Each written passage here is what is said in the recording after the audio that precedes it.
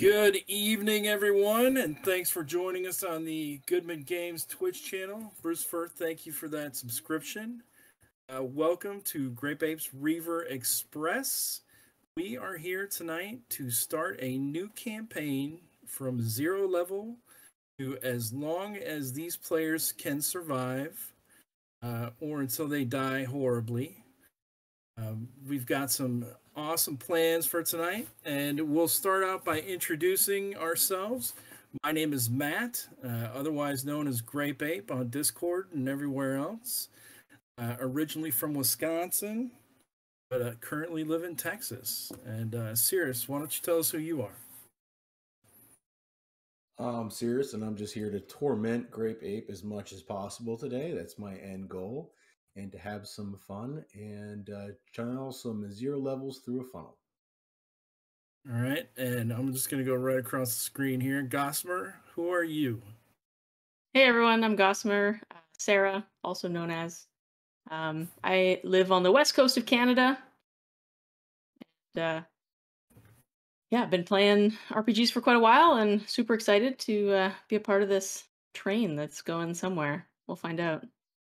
If I did not have at least one Canadian on the stream, I would get yelled at by all my Canadian buddies, especially Trevor and Patrick. Lou, Right, I'll represent. Lou, who are you? Hi, I'm Lou from the This Old Dungeon podcast, and been working on some third-party stuff for Goodman Games, and just excited to be here and play with you, GrapeApe. All right, and Mark, tell us one thing about yourself.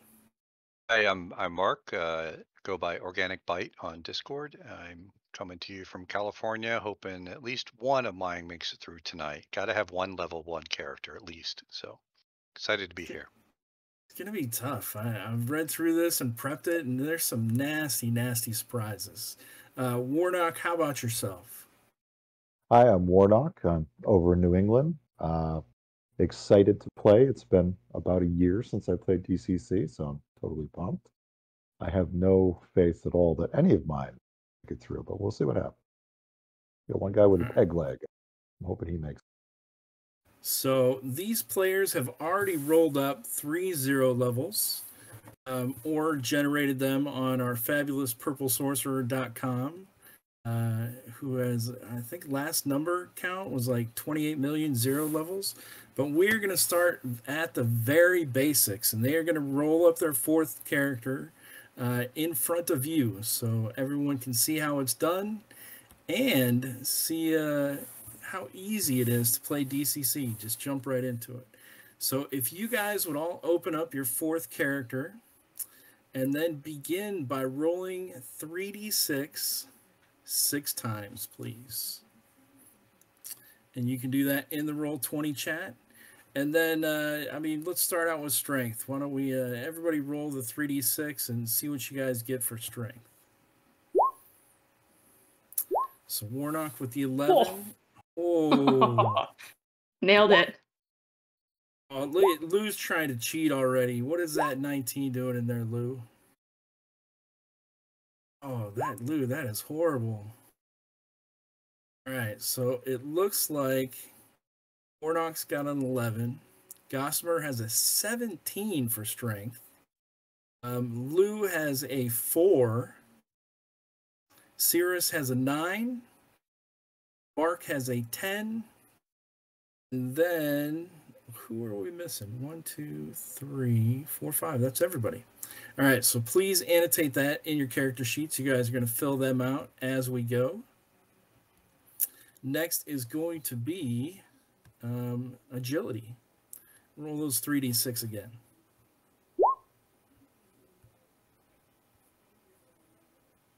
Warnock with the 14.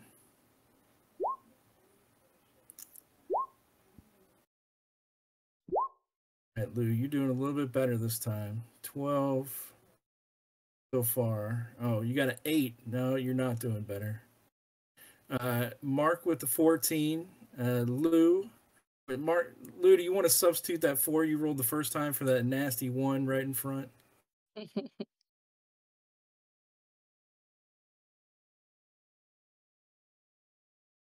Okay, so substitute the 4 for the 1.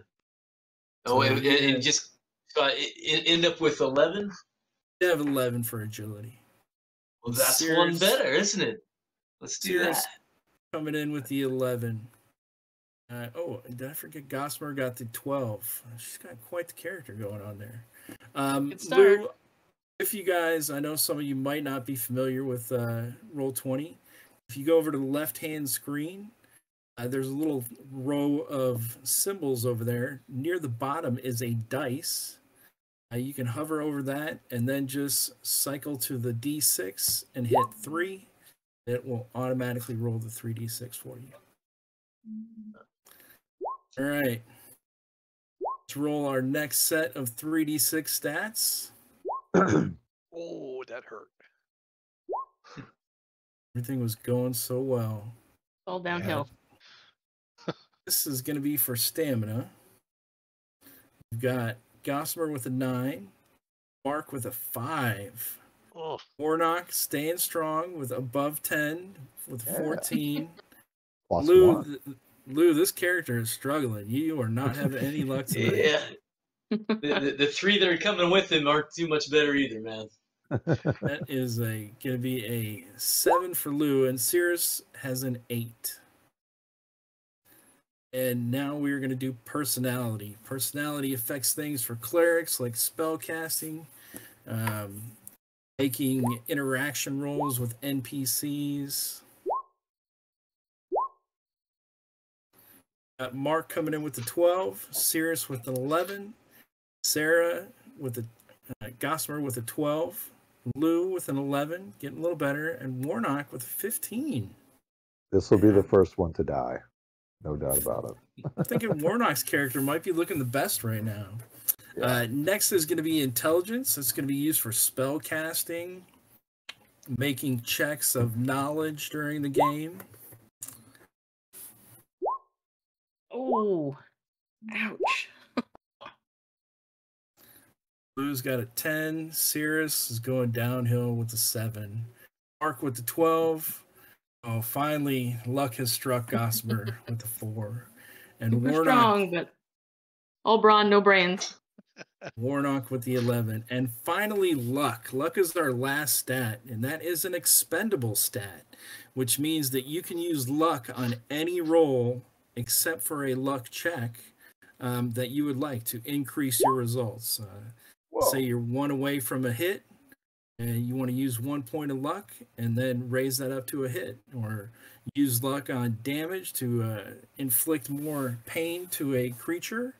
The problem is that when you use those luck points, your luck score goes down, and periodically during adventures, you'll be called to make a luck check, at which point that is the only roll that you want to roll under. So as you use it, it gets harder to make those luck checks, and bad things could happen. Let's see what we got here for luck. Warnock with a 16. That is a strong character, Warnock. ooh. Gossamer with the Check 8. that out. I got up above 11 now, man. Awesome. This is your luckiest character, 17. It's good because I'm going to have to burn every point of that to even make any of the rolls with those other scores. So balances out, huh? Mark with another 17, and Cirrus with the 10. All right, so at this point in the game, once you've rolled your 6 stats and put them straight down the line, and trust me, I know for some of you that play 5e and other games, that might be hard, but it is extremely fun. Goodman Games, DCC, having those characters that have to achieve greatness despite their dysfunctionalness is what makes part of the game so enjoyable for me. I need everybody to roll a D30, please.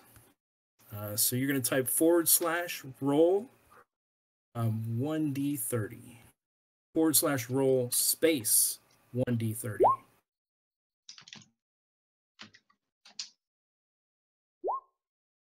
Ooh. And so right now, these characters are determining what their luck sign will be. They are born under a certain luck sign, and that will affect their future lives. And Warnock, I would just like to say that we got the same luck sign here, so we're probably born on the same day. We might be brothers. We could be twins. Twins. Yeah. All right, so Cirrus, what was your D30 roll? Oh, Warnock and I both got a 1. That is going to be the Harsh Winter, all attack rolls. So if those characters of Cirrus and Warnock have a positive luck modifier, that means they'll get a plus whatever to their attack rolls. If they have a 7 or a 5 in luck, which gives them a negative modifier, then it will affect their attack rolls negatively. Gossamer, what did you roll for your D30? Same, 29. 29 is Birdsong, the number of languages. Why am I not seeing that? On the Roll20 sheet. Some of them aren't in there. So whoever updates the Roll20 sheet, you'll just have to kind of type it in the 2 blanks provided above the... Got it. Some of them aren't in there for some reason. I do not know why. Alan, what did you get? You got the 1. Yep. Mark, what did you get? I got an 8. An 8 is going to be Hawkeye, missile fire damage. And Lou, Like what that. did you get? I'm another bird song. Got my 3 languages. Yeah, a lot of doubles here. I have negative what 1 languages do we language, have to pick so from? I'll speak for you. maybe that makes sense with my 4 intelligence.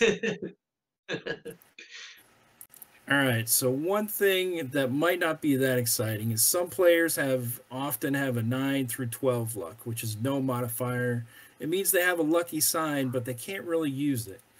I, as a judge, like to encourage uses of it anyway. So, for example, if somebody with the melee hit bonus, Cirrus or Warnock, had a 9 through a 12, they have no bonus. I'm going to say, while we're playing, after you reach first level, give me a D100 roll. And if you get under 10%, or if you get 1, maybe start at 1% and go cumulatively. And eventually that lucky sign is going to pay off one day and give you a little bit of a bonus. Nice. That way they can still implement it. Or if they come up with other ideas to implement it themselves. All right, so now I need everybody to roll a 1d4 for hit points. Aw, Oh, it had to go wrong somewhere. it had Warnock. to. It had to.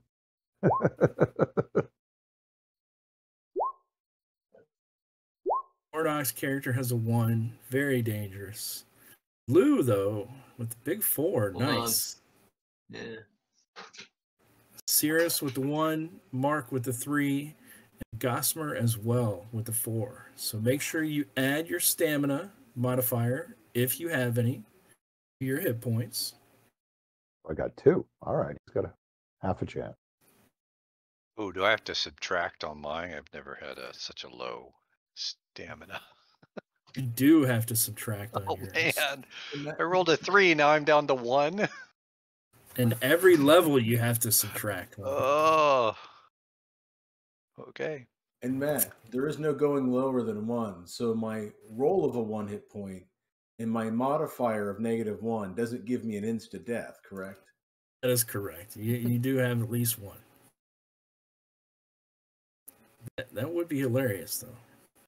All right, so now, everyone, the next step in the character creation is you roll a D100, and that is going to be for their occupation they had as a normal villager before these crazy circumstances happened to them. Cirrus, what did you get on your D100?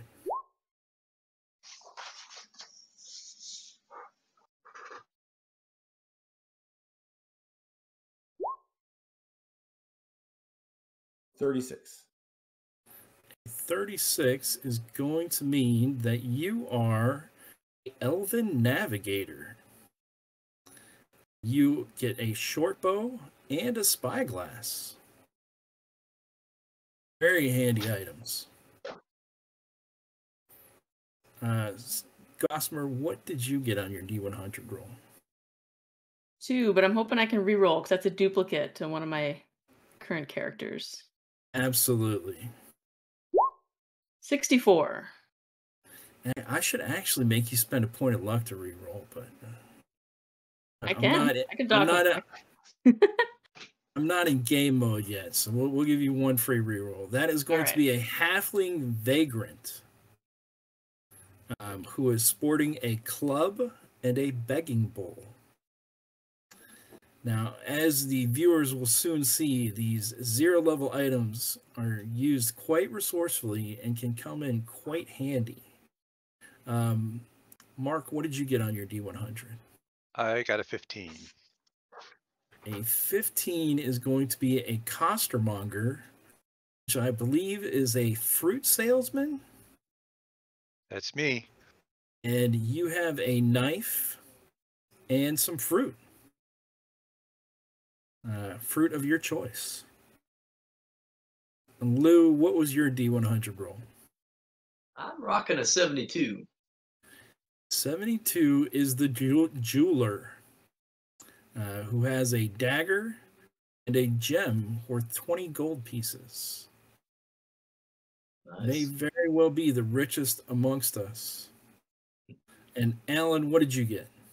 I got a duplicate, which is a guild beggar. So, do you mind if I re-roll this one too? Absolutely, go for it. 16. 16 is going to be a cut purse with a dagger and a small chest. With those stats, you could be pretty much anything, but Nice. that'd be a good thief with that luck score. It certainly would, wouldn't it? Do now thieves get their luck back, right? They do at level 1. One. Yeah, he'll definitely be the first one to die. So for everybody watching, if you're new to DCC, the demo 0-level characters have no abilities whatsoever. They just have what their job items are, except that the 0-level demi-humans do have some limited abilities from their class. The dwarves and halflings have infravision, and the elves have infravision as well, but they are, I guess, allergic or have an aversion to iron.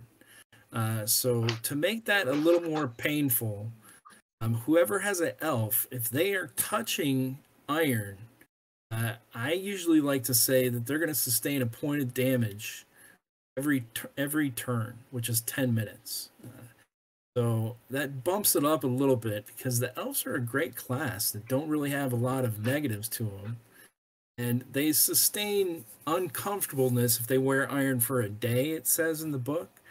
I like to bump it up to a turn to make sure you guys don't touch anything iron unless you absolutely need to. All right, so now go ahead and choose alignments for each of your character. And Cirrus, what is your character's alignment going to be? Well, assuming he lives that long, we'll play him as lawful. All right. Gossamer? I think he's going. Do you select? Yeah, I think he's going to go lawful. All right. Alan?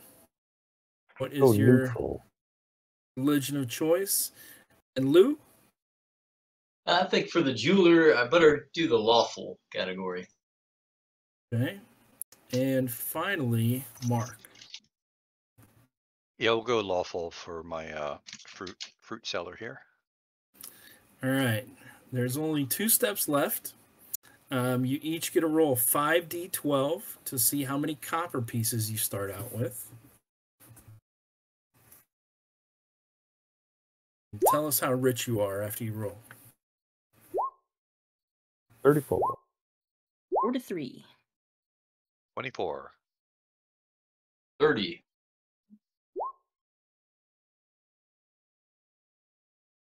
We hear from you, Lou? I'm 30. All right. Fred's got 19 pennies. That's how much money they start out with. Pretty poor, just regular villagers. Never seen a gold piece in their life. And you, lastly, what? I was just going to ask, don't we get a mundane item also? Lastly, Off the adventure pack. Lastly, you do get a mundane item. That is correct. Roll a 1d24. It's Christmas. This item may very well save your lives. Cirrus, what did you get on your d24 roll? That's one you'll have to type in as well.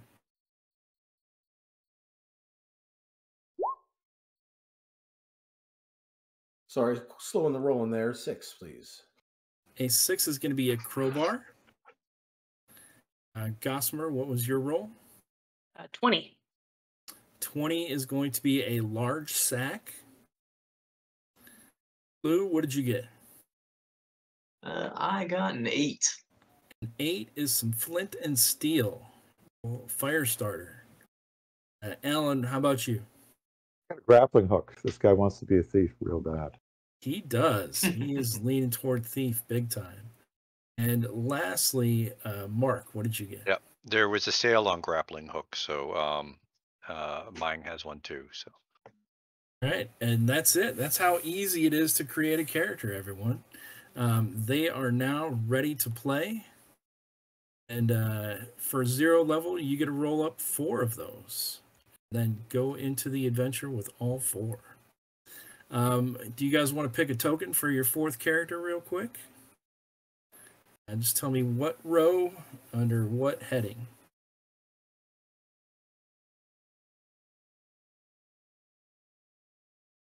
Does Roll20 do the modifier automatically for us on our base stats?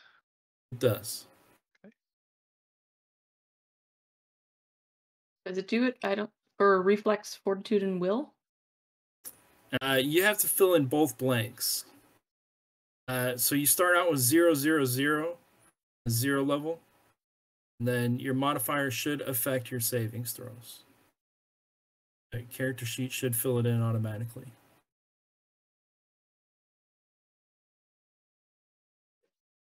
All right, GrapeApe on the comic tokens for my jeweler Vesici. I would like the, let's see, it's 8th one from the left. Excuse me, left. It's the guy with the blue turban there. Got it. Right. Anybody else have a token would like? Take the classic comics, 4th row. Say 1, 2, 3, 4th from the right. Looks like a green turban and got the very bright look on it. Hold on one second. Which row was it? The 4th row. Got it. 4th from the right.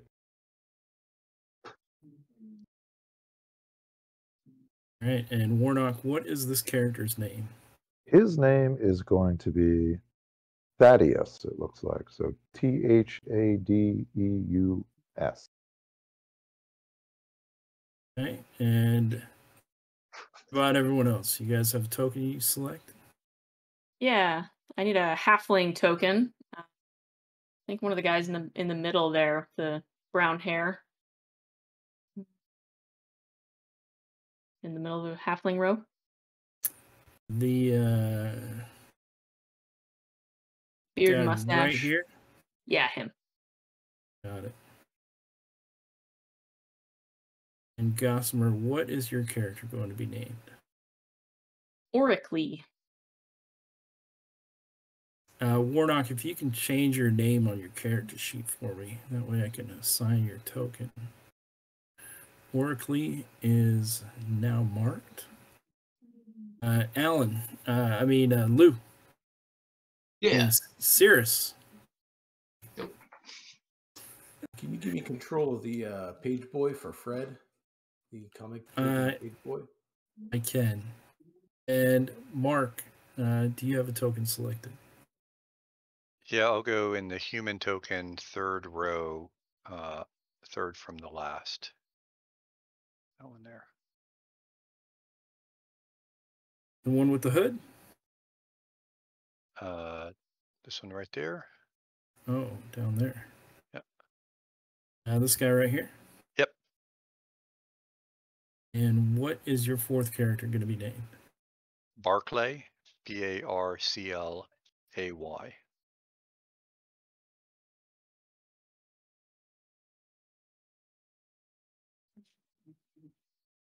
Right. And I'm sure veterans, you've all been sitting around and you're like, get to it already. We are now ready to enter the adventure. I have one quick question. Go for it. Halflings, are they 20 feet or 30 feet speed? They are 20 feet. They are 20. Okay, just check. Thank you.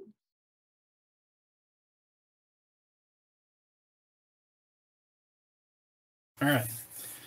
So our players are going to begin in the country of North Haven, in the small town of Fallon. This is to the west of Meadham, where the events of a conspiracy of Raven happen, and a little northwest of Whisperwood, where the second module will take place.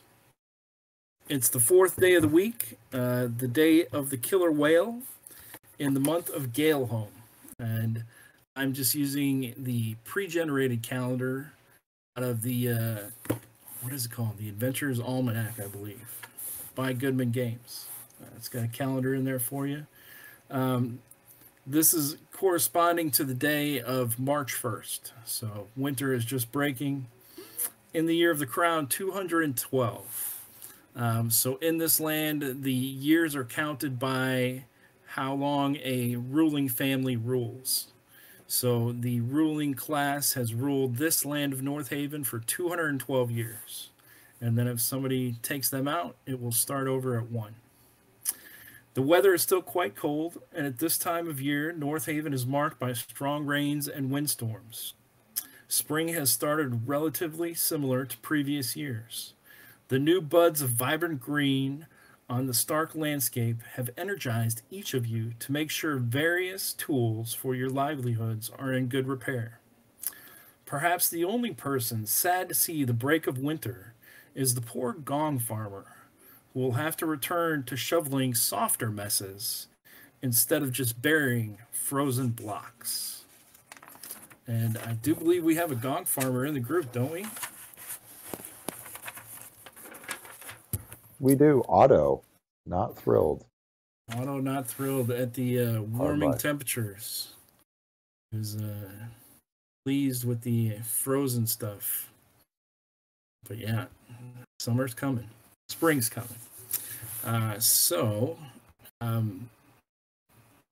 Spring's a very festival time.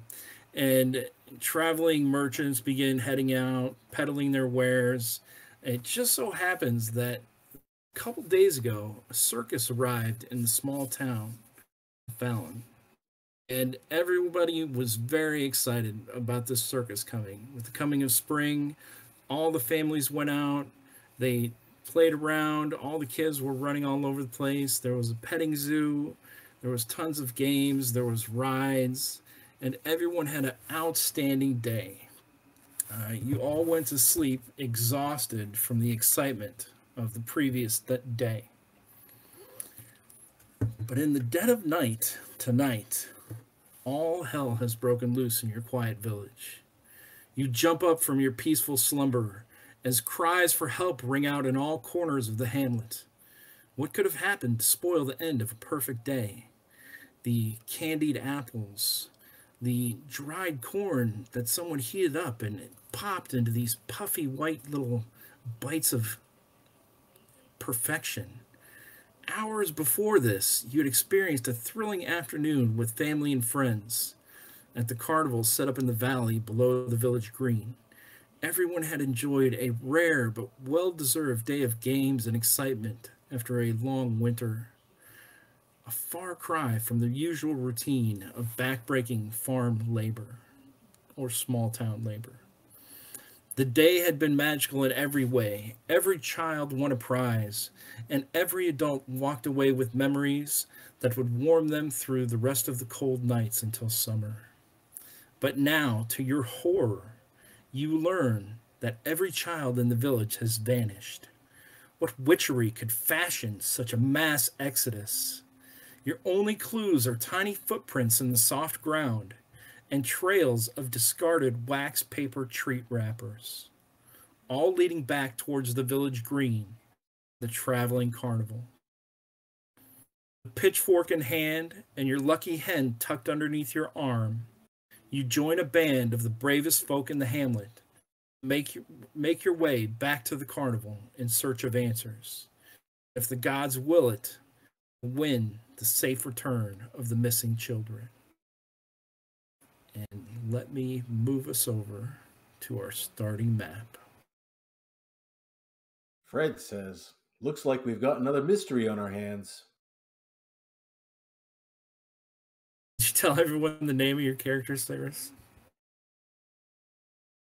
Well, everyone's telling me roll up Fred Jones, but I'll also be playing Norville Shaggy Rogers, Velma Dinkley, and Daphne Blake today. All right, so some familiar names there. And we will learn the rest of everyone's names as we get into the thick of it. Let's see. Why don't we go ahead and take our 5-minute break here? Everyone, we are going to be giving away a limited edition foil copy of A Conspiracy of Ravens. How is that looking on everyone's camera? Is that good? Awesome. Can't see with my face there. But it's got the foil print underneath. Only 200 of these were created. This is a module that I wrote where they are at currently. I have promised that the silver foil will never be printed again. So if you get one of these 200 copies, it will be quite rare. The group is starting out in this small village right here. But it's got some excellent artwork in there. This map is from Shay Manweiler. You can enter the giveaway for this by typing any kind of emoji in the chat right now. So just fill it up with emojis. Your name will be annotated and entered in a drawing that we will have right after our break. Some more of the art. This is what's in store for our players. Spoilers. Nice. All right. Well, we're not playing that module, but it's going to be something similarly nasty. So we will see everyone in about 5 to 6 minutes. All right. Welcome back, everyone. Thank you for joining us for GrapeApe's Reaver Express. One last time, we are having a giveaway for this silver foil copy, and I will autograph it if you would like. If you'd like it pristine without my worthless autograph, then I will give it to you that way as well. But we have just dropped our players into a carnival scene. You guys are all right there at the edge of the carnival. You find yourself looking down into the moonlit valley that hosts the carnival. Thick fog clouds the entire area, shrouding the carnival in a hazy veil. The dim glow of garishly colored lights break through the mists here and there, shaping a vast oval. It's almost as if your mind is playing tricks on you. You don't remember the carnival being nearly so large by the light of day. Making your way down to the entrance, you discover that what you had mistaken for fog is something else entirely. The floating mists are a sickly pink color, coursing about unnaturally in almost a sentient fashion, like a curious serpent. They pour over the wood and canvas walls, shrouding much of the entranceway in a pink haze. Your exposed flesh tingles as the cool mists close in to coil around you, and the air smells faintly of sweets. And I am going to push a handout to you guys.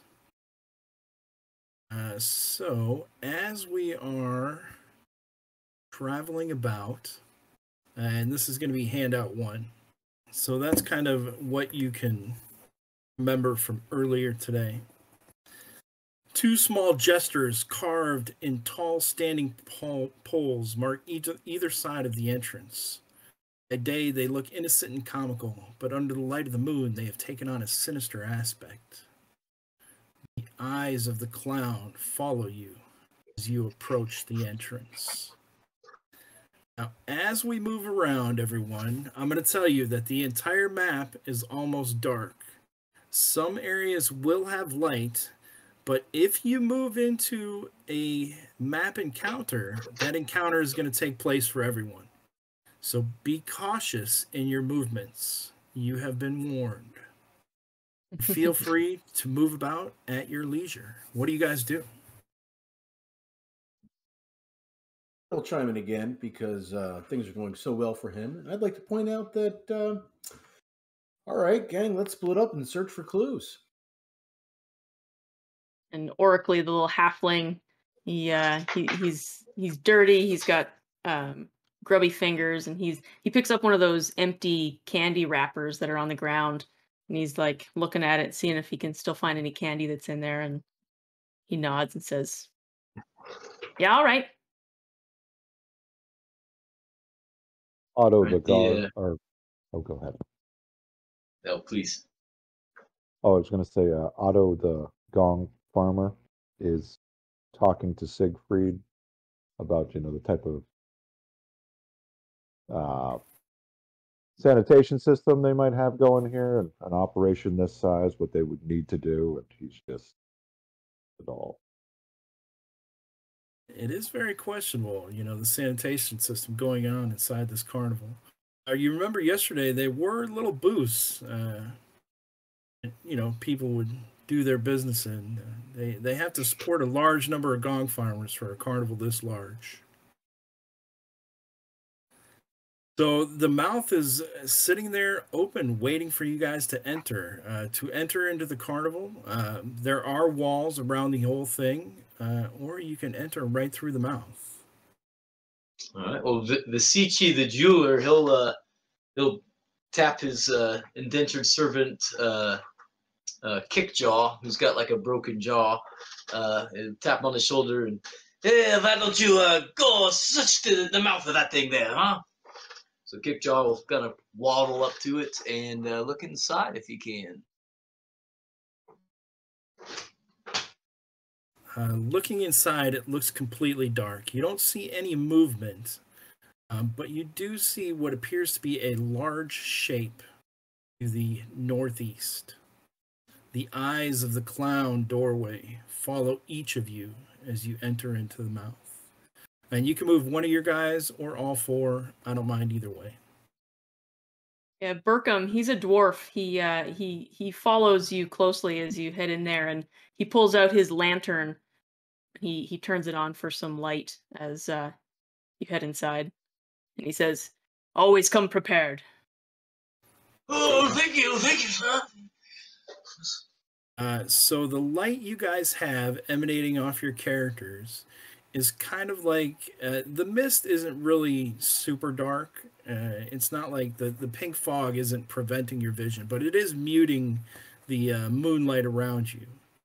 So the moonlight is kind of the extent of what you can see. So even with the lantern on, the light that you have on your character is how far you can see, and each of these squares is about 10 feet in length.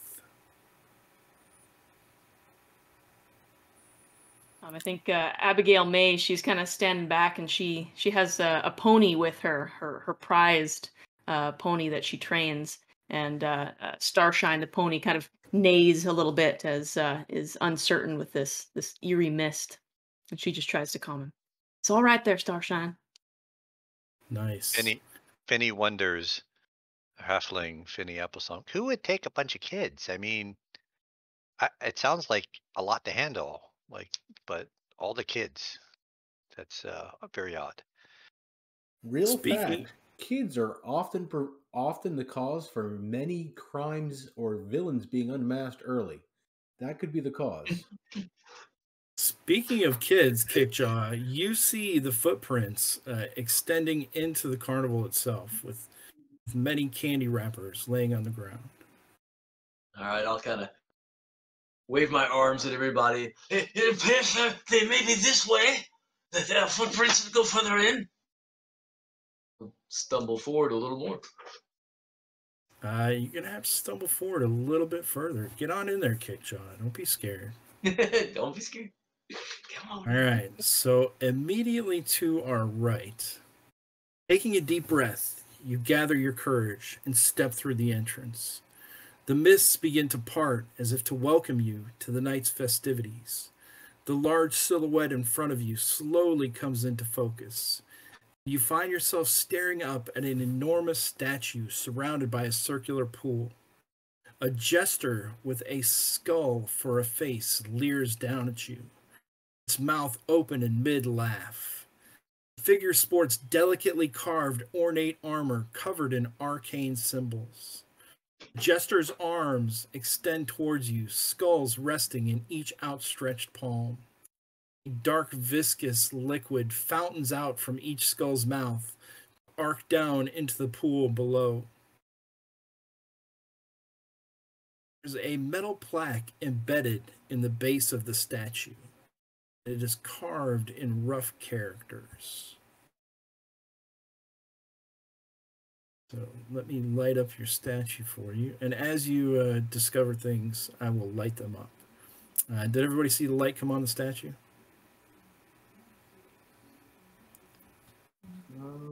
No. All right. So let me move that up a little so you can see his face. You can see various carnival tents around the area,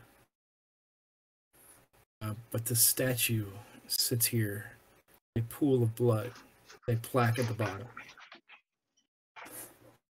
Also to the left, it looks like you've uncovered what appears to be a strongman pole. So we have two things going on right now. We have the statue to the right, and hardest part is scrolling through the PDF. A shallow but sturdy wooden box lies on the ground here, near the strongman mallet area. A square metal plate mounted on its surface. The plate has clearly taken a hammering of it in its lifetime, pitted in scars by repeated blows by some blunt object. Arm connects to the prone box to a large wooden structure that rises 25 feet into the midst, crowned by a large iron bell. A square lump of lead is attached to a metal rod that runs all the way up the bell. The wood surface behind the rod is painted with numbers and categories ranging from babies can hit harder than you on the very bottom to strongest in the land at the very top. A large wooden mallet is propped up against the upright structure. A squat oak closet with shuttered doors sits off to one side. Music echoes from within, and scenes of toys and prizes are painted along the sides. So I would suggest not moving any further. What would you guys like to do? We'll start with Cirrus.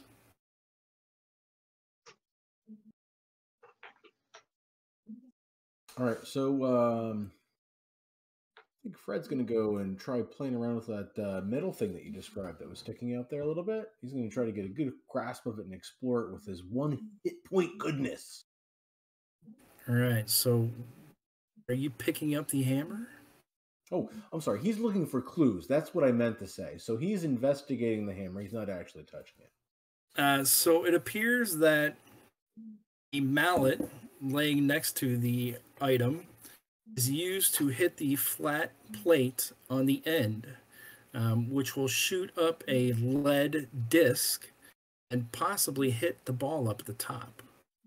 The cabinet to the right is emanating some very cheerful carnival music. And Gossamer, what would you like to do? Orically, the halfling, this buff halfling, he went straight for that strongman thing, and because he was here last night and got the top score for sure. So he's checking that out. Although he's probably a little creeped out by the music, considering the atmosphere. Meanwhile, Sefna, she's kind of a quieter, slimmer figure, darker skin.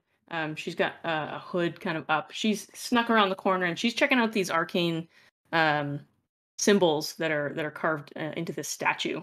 She's kind of clutching this black book that she has at her side.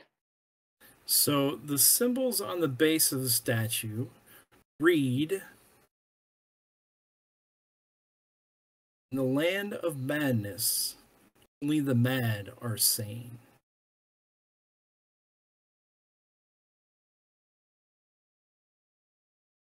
She says, "Did anyone notice this here last night?"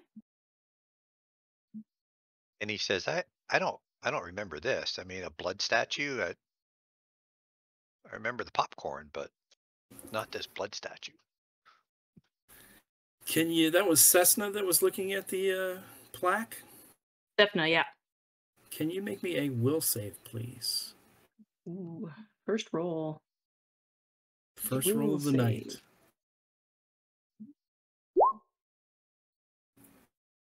4. Do you want to stay on a 4? Let's see. She's got 12 luck. I mean, that's pretty low. Yeah. You start having a giggling fit as clutching your black book. You're somewhat familiar with the arcane arts. You're a wizard's apprentice. You know that just something in your mind isn't right. All these circumstances, everything that's going on, it's kind of driving you to just giggle appropriately at the situation. Alan, what are you going to do? You had one other guy that was going to go hit the plate. Is that correct?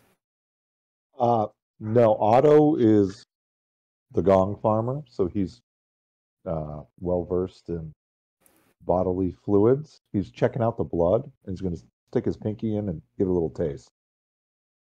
As you dip your pinky into the blood, I didn't think anybody was going to do that, so I went off it already. Let's see here what happens. It is very sticky. It's possible that it could be blood. You touch it to your lips, and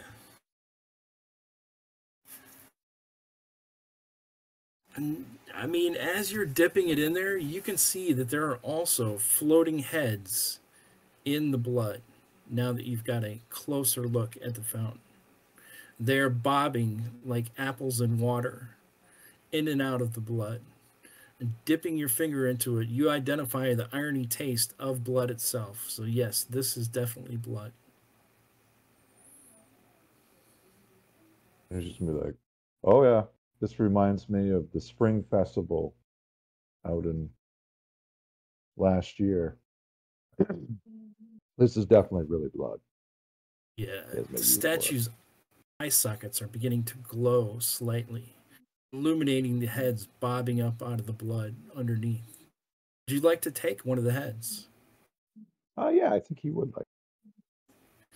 Digging one out, it We'll is use of his a trowel and scoop one closer. You are able to get one. It looks to be like a bald fellow with a small, short black goatee. And yes, you do have a severed head. His face is frozen in a look of horror, an open mouth, silent scream on his face. Otto will. Is this anybody we would recognize? It is. This looks to be the cobbler, Remus.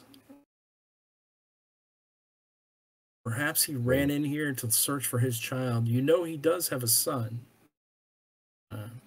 Yes, this is someone from the village. Otto will say, "This bastard still owes me a pair of shoes. Chuck it back in." And it ploop, plunges around. Mark, what are you doing? Elion is looking around to see if he can see where the footprints and the trail of rappers, if they lead in one direction or if they're just kind of scattered off in all directions from here. They led north as you guys entered, and now it appears that the footprints break off into several different directions: north, northeast, northwest, east, and west.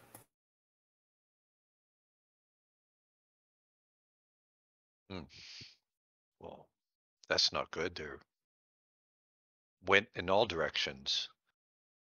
I was hoping we could just find them all together. Perhaps they were lured here. The children could have thought it was carnival fun. Yeah. And Elion's gonna be listening too to see if he hears anything coming out from elsewhere where they can't see right now. Not currently, just the music from the cabinet next to the strongman. Lou, did I check in with you yet? What are your guys doing? Yeah, so I think that the Sichi, the jeweler, will go over and read that plaque and try to find out what she's laughing about. And then, man, I tell you, Bass, he's a big strapping guy. He's going to head over to the strongman competition and kind of size up these other guys to kind of see, you know, what chance he has to show them up here. All right, so going over there, you read the same words that are written on the plaque. In the land of madness, only the mad are sane. Give me a will save, please. And Sefna is standing there giggling at the sign. She looks at you with laughter in her eyes and a brief glimpse of madness, but it's quickly gone. And Lou, you find it quite funny as well. Vesich begins giggling, and you're both looking at each other with large smiles. The sign is...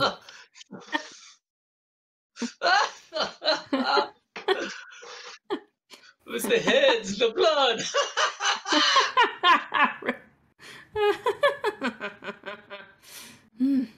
Obviously very funny. Now, who wants to try their hand at the strongman competition? Or strong woman? Oracly Does anyone have the hammer yet? Oh wait, no. I want to know that first. Oh, Oracly, he's going to try and beat you. All right, agility rolls. Is that fair? It is fair because you guys are all kind of acting at the same time. Give me agility rolls for each of you. Let's see, that's fast. The rest gather around to see who is going to win. Oh, I mean, I think that seals the deal there, Lou. Buck Halfling. Can't beat him. Osmer got a natural 20. So Orly is going to be up there first. Oracly. Oracly, make me a strength check, please. 21. Wow. He picks this thing up with ease. Yeah. So, yeah, the lead disc flies up the back of the wooden stand right there. And you hear ding! Small lights go up along it as the disc travels. And the music in the cabinet gets louder. And the doors open to your strike. Inside, you see a wealth of prizes. Let's see here. There are tons of things in here. Small bottles filled with liquid, pipes, strange little rolled up pieces of paper that are wrapped in kind of like white and red ribbon, like a candy cane. It seems like there's some toys in here, some food, a hat. Oh, I have a picture. Hold on. Let me push a handout out to you guys. What would you like to do? Oracly turns to Bass and says, he actually probably doesn't even say anything. He just kind of gives you a nod, hands you the mallet, kind of flexes a bit. Nice. And that is going to be handout 15, Vitani. The prize closet. It seems you've won a prize, Gossamer. Would you like to take one? Oh yeah, he'll head in there. He'll look about. I think he's Right. gonna go right for that hat. Oh, you don't get to choose. Roll me a Okay. D30, please. All right, all right. As you reach for the hat, tell me what your You roll actually is. grab 8. As you reach for the hat dissipates into pink mist. In its place, as you're just about to close around the brim, manifests a feathered boa. It looks like it's about full of feathers. It does seem to have some special abilities. I am going to cut and paste the abilities of the boa because as you grab it, you know how to use it. Knowledge enters your mind, and you know that you can throw it up to 15 feet away as a ranged attack, +1. If it hits, it constricts around the target, doing 1d3 stamina damage per round. So it effectively grapples and wraps itself around whatever the target is. Yes, he grabs this thing and it's, can I say it's like rainbow colors? It's like it turned into this like multicolor, fancy kind of feather boa, much nicer than the clothes that he's wearing. And he grabs it and he's got this big grin on his face as he kind of like wraps it around himself and kind of turns back to the group, just kind of looks like pimping as he walks out. As a matter of fact, it is rainbow colored. Awesome. Red, you are a little jealous because it does look very nice. Bass, you are up next. Or if we set the hammer down and glanced at you, after the boa came out of the prize closet, the door slammed shut very quickly. But give me a strength check, Bass. All right. Can I, instead of hitting the striker, can I take the hammer and just like bludgeon open the cabinet? Absolutely. All right, let's do that. What would you like there? A strength check again, or? Give me a to hit roll, please. Just with whatever melee weapon you currently have. Or a d20 plus your strength modifier. All right. Fire 1. All right. Oh, it's a +1. I didn't get the bonus in there, so 13. 13. Let's see here. So everyone thinks you're going to go up and hit the striker plate, but instead you do kind of a little spin, slam the hammer directly into the cabinet. Let's see. Why would I want just one of the prizes?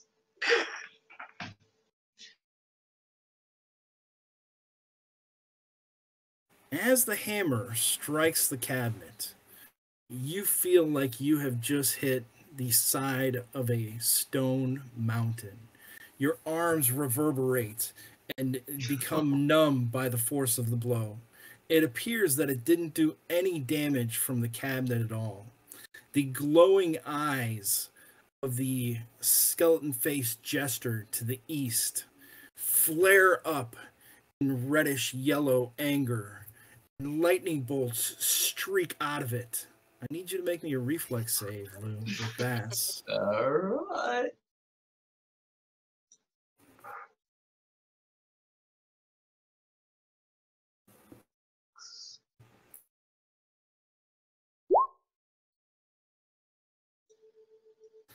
A 14 is pretty good. As you roll to the side, dropping the hammer, your arms numb. It's more of a collapse than a roll. You fall to the ground, shaken and stunned. The bolts of flaring lightning singe the shirt that you're wearing as it passes right over you and blasts into the ground, charring the grass beneath. But you are safe. Would anyone else like to strike the hammer. Ulrich will hand Frida his chicken to Siegfried, and he'll go over and take the hammer, and he'll try giving it a whack. And he just sort of looks down at the last fellow and shakes his head. All right, and it looks like we have Zerathon in chat, who is Josh. He will be joining us in our adventures, but he had to build a Pinewood Derby track tonight. Thank you for the sub, Zerathon. Did I do that right? Don't forget, everyone, we are having a giveaway tonight for this silver foil limited edition copy of A Conspiracy of Ravens. All you have to do to enter is type emoji into the chat. It looks like you did it right, but you fumbled, sir. Yes, he has a peg leg, so he slips at the last second and completely misses the. This is your person with a 3 agility, is it not? Yes, it is. Describe this fellow for us, if you would, please. So he's a farmer, so he's a strapping guy, but he recently lost his leg in a radish farming accident. So he has a peg leg that he's not used to yet. So as he goes to take a swing, he slips on a wrapper or something when he steps down with his little peg leg and completely misses the target entirely. And as you miss the target entirely, the hammer slams into the ground. Everyone was watching you a second ago, but instantly you're gone, teleported to the top of the wooden plaque. Your head has replaced the bell 25 feet in the air. It seems that you are strapped to the post, unable to move your hands, screaming at the top.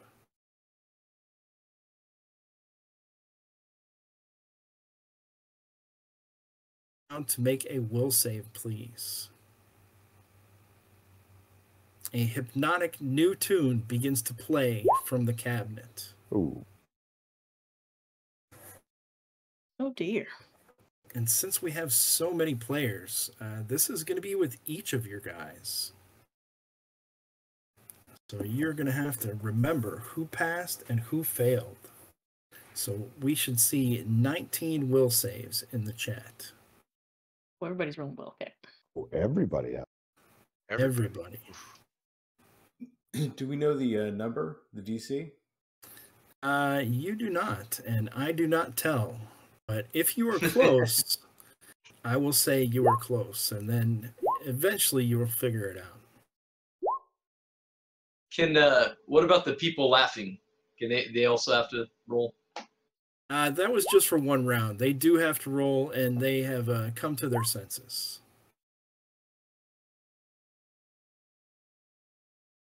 All right, so, I mean, for 2019 will saves, I guess I should probably just tell you the DC. Otherwise, we're going to have to go through each one. So the DC is, in fact, a 12. And if you would like to spend luck to make it, make sure you mark that on your character sheet. And everyone who fails, first decide if you're going to pass or fail with a DC of 12. Tell me how many people you have that failed. Full party pass. All right, Gossamer got a whole party pass. Cirrus?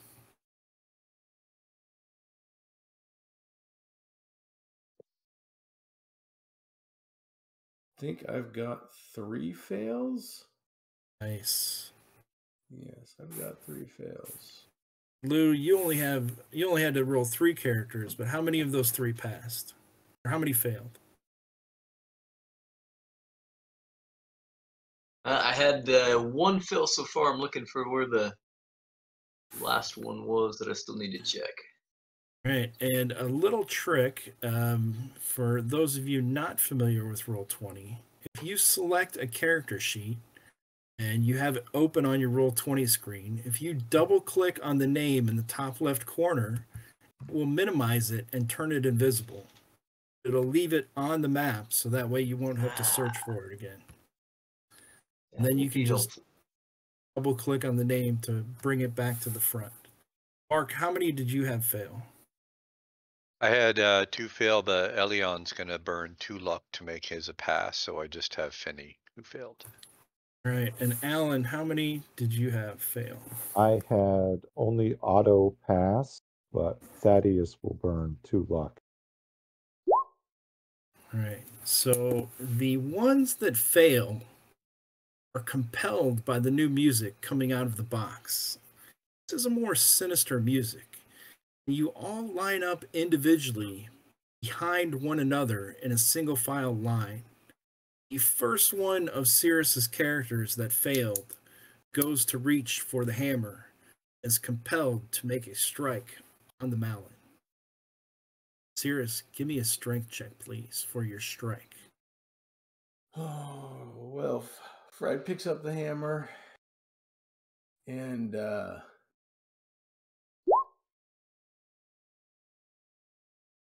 fortunately, Fred consistently rolls low again. A 7 strength check. You want to stay in a 7? Well, he's still at the top of this thing, right? He is. His head is at the very top where the bell was. So I actually don't want to score well on this, correct? I mean, that is up for you to Unless decide. you don't like Ulrich. Fred is not a brilliant man, but he's been a leader of our small group for a number of years now, and he just thinks that he isn't cut out to do it. So he would not spend the extra points to do it. He would defer to the rest of his team here. He's a trap maker. He's not a fighter. All right. So what do the rest of your characters do? The other ones that are compelled to strike your next characters are the next ones in line, but you also have one who is not compelled. So tell me what all your characters are going to do. So where's this music coming out of? It is coming out of the prize cabinet. All right. So what's going to happen is Daphne and Shaggy, they're going to start lining up to start handing down, I guess, the mallet. But Velma's going to run over to the prize closet and see if she can identify the source of this bewitching magic. She's going to look for clues. All right, Velma, give me an intelligence roll as Shaggy makes a strike on the mallet.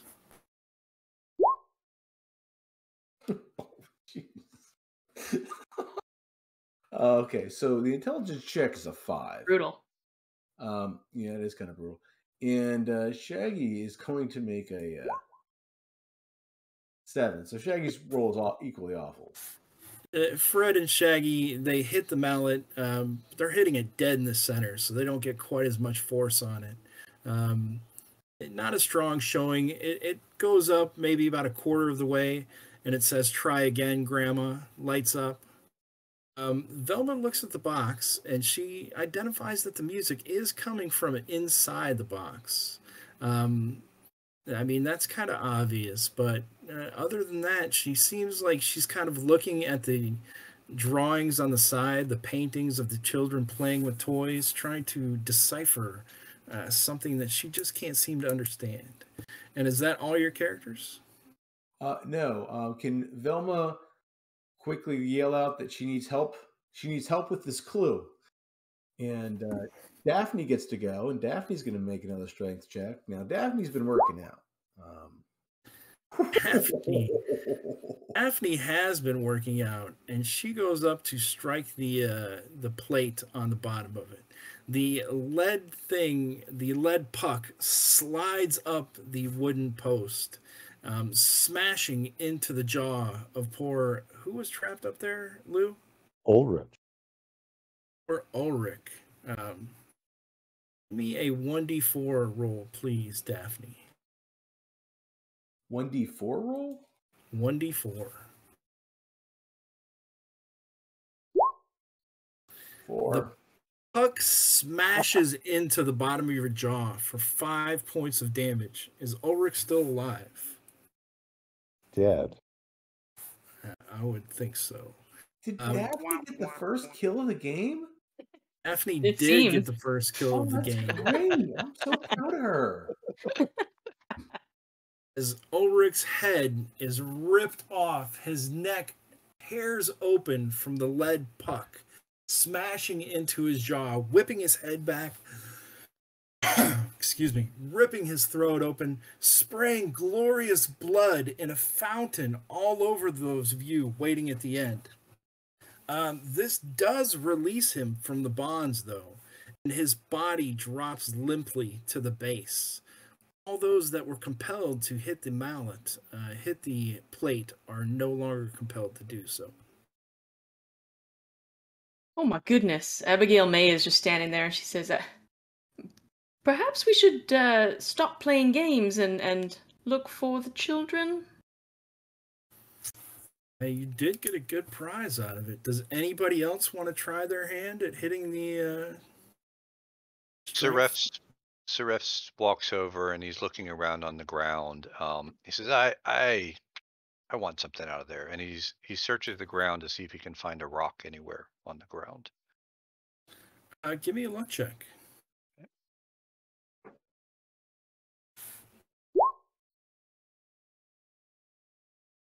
Did you pass or fail?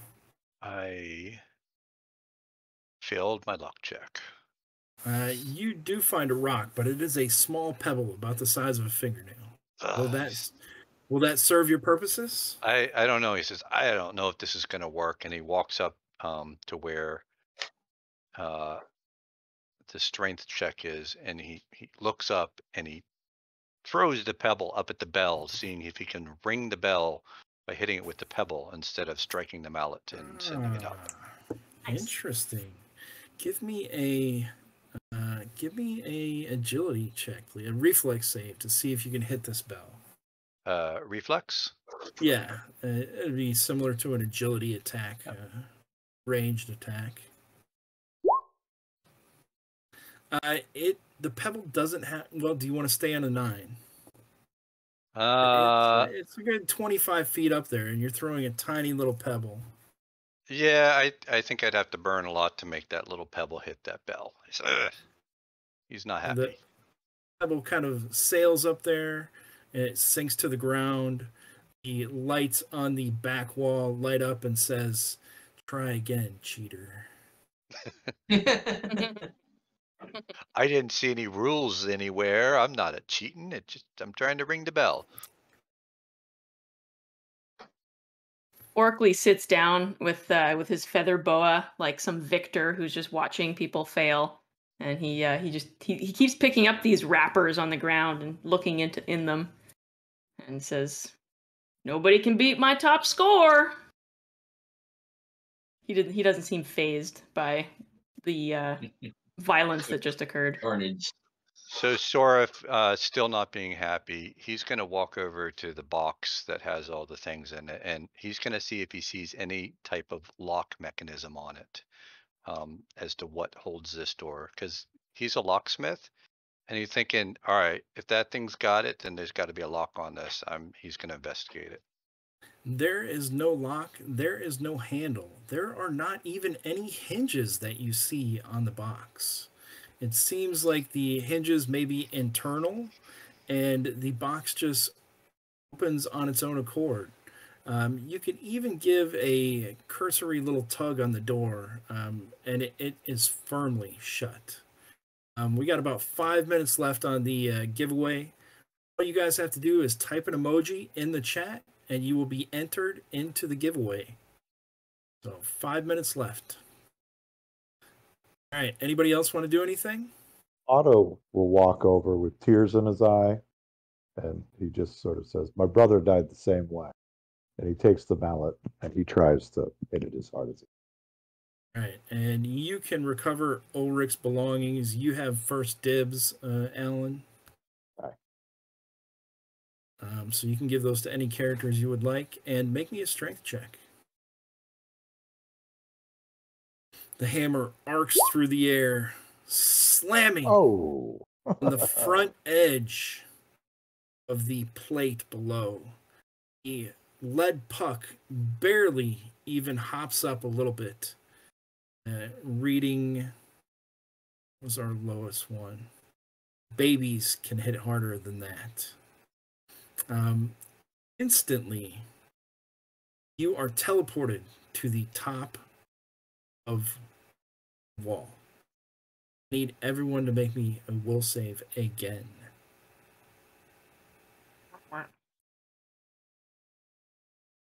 Does Otto need to make a will save? Because he's up there, right? He's I thought I thought Ulrich was up there. He's dead, though, right? Who was up at the top of the bell first? Ulrich was up there first. Otto just walked over the gong farmer, tried to hit it, and got a 2. Okay, so Otto has been teleported up to the top. His head has now replaced the bell. He does not need to make a will save. Okay. He is screaming for help. Once again, a similar scene takes place. As some of you hear the music changing once more to a sinister rolling sound. Anyone who got less than a 12 does not want to spend luck is compelled to take a strike. We started with Sirius last time, so we will go with Gossamer this time. What are your characters doing? Do critical fails and fumbles matter in this role? They do not. Just that you're compelled to strike the mallet. All right. Well, then I've got Burkham and Oracly are compelled to strike. So Oracly jumps up with his feather boa and he says, let me show you how it's done. Then he just like races over to go hit it again. And Burkham, the dwarf, he just kind of falls in line as well, mindlessly getting ready to strike. All right, give me a strength roll for whoever's first. Hammer falls into the ground. It actually slips out of your hand, just cascading and just flipping on the ground as you just trod to the back of the line. Do you have a character who is not compelled? I've got 2, yeah. All right, so what is one of them going to do? I think Abigail May, she is kind of just going up and down the line in the group and trying to convince everyone to move on from this. She's like, "Look, we're not getting anywhere here. I think we should go further in, find the children, snap out of it." They seem to not even hear your pleas. Give me a strength check with your next compelled character. Abigail is going up and down. Stop! No, what are you doing? Don't! He's our friend. But no one can even hear you. They seem to be in some type of trance. A 16. That is a good strike, and the puck sails up into the sky. Give me a 1d4 roll, please. 3. 4 points of damage. Sorry. Is that Otto? Otto is dead. The gong farmer. Otto the gong farmer. No. So the puck goes up, and Otto is screaming as Oracly goes up there and strikes it. Lead puck goes through the bottom of the jaw, and just a shower of teeth rain down upon you, similar to the blood that rained down from poor. I already crossed his name out. Our other poor villager. Once again, the clamps release. The body drops to the ground with a sickening thud, and everyone is uncompelled to strike the hammer, and the music returns to normal. Kickjaw will quickly scramble to grab a few of the teeth, needing to replace some of his own, then pocket them away for later. Done. You now have some teeth. Daphne's going to run back. Velma's going to run back into the gift cabinet and say, this box, we have to stop this box. It's cursed. All right, so you guys see Velma run over there, and where did Otto's token go? There it is. Was over by Bass the will we'll tell him, you know, it can't be done. I tried. It's like hitting a cement wall. So you Barkley's didn't try going to hard say, enough. I think Abigail's right. Like, where are the children? We need to, like, enough of this game. Let's go find the children. If we don't stop this box, we're going to keep trying to hit that stupid pole thing, and we're going to keep on hurting our friends. Looking around Velma, you see that no one is in a trance-like state, and you put together that only when the box plays that sinister tune does it appear that anyone is under any kind of compulsion.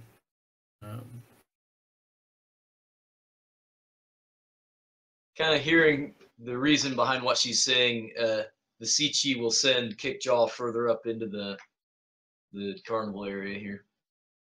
All right, so we have uncovered another encounter by Kickjaw traveling north. Kickjaw, the tent to the left, as you're going through the mist, it's very thick down these corridors, these alleyways. Slowly, a tent manifests out of the gloom. And the mists part a little bit.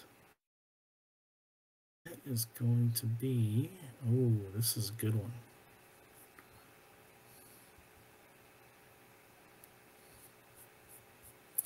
One second while I'm scrolling.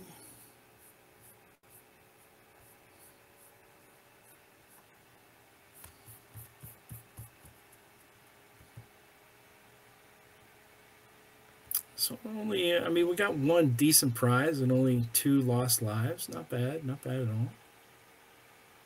And so for everyone new to DCC, that is why they get 4 villagers, because they die very quickly and very fun. And it's all about trying to survive. Warnock, was that both of your characters that died? Yes. Yeah, you're down to 2. I don't seem to be able to open up Siegfried character sheeting. All right, I will take a look at that in just a second. Nope. I had a similar problem. I had to reload the page, and then it worked.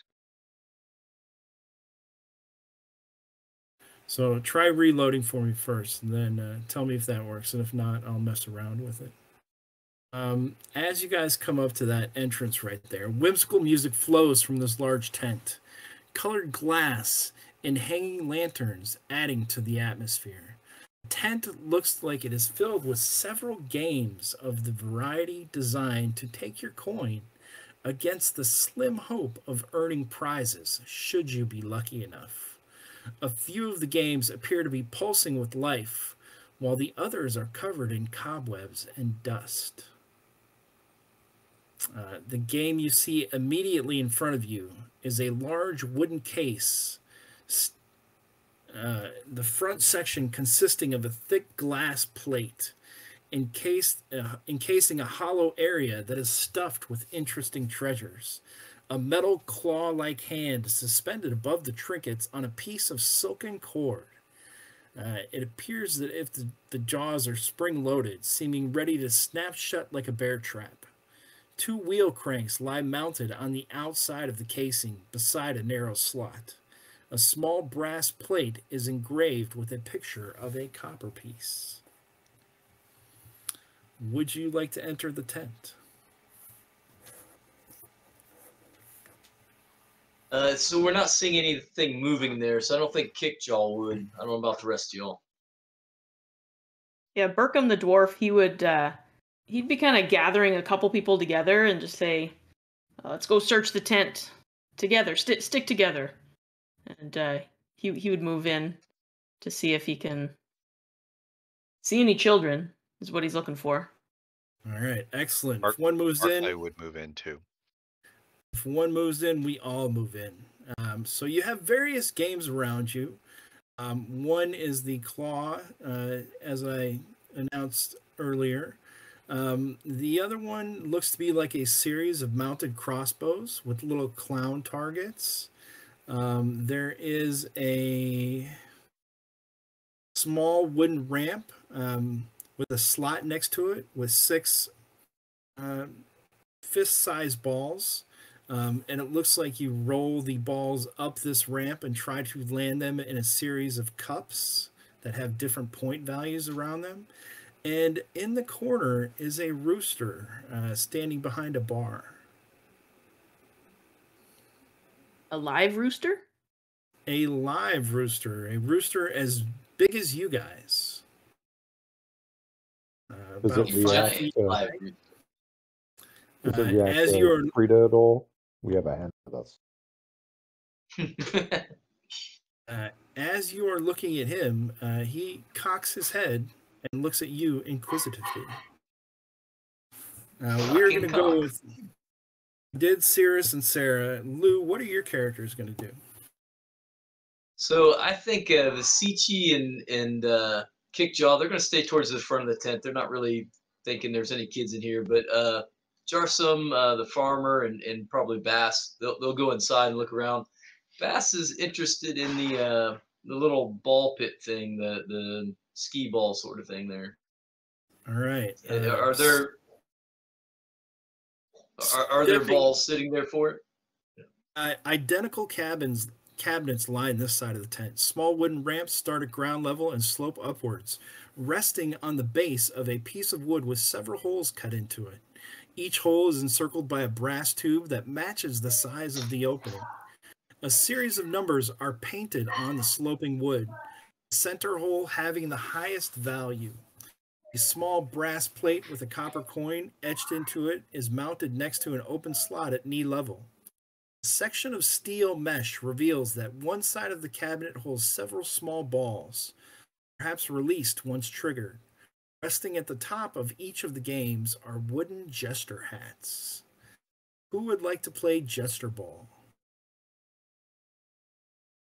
Penny would like for to play sure. basketball. So we've got Fenny. Lou, who is playing Bass. for your character? Bass is playing. You can have more than one. You can have as many as you like. Alan, is anybody of your characters gonna play? No, they're interested in other things going on at the time. All right. Sarah, how about your characters? Yeah, Oracly will try and get some of his pride back. He'll step forward and try to compete. And Cirrus, are you gonna have any that play? Well, we really should be looking for these kids, but Daphne can't keep resisting. She did so good at that last game. She won, so she's going to try again. All right. So we have 4 players: Daphne, Oracly, Bass, and Fenny. You guys step up to it, and it looks like you need to drop a copper piece into the slot to release the balls. Each of you spend a copper? Yes.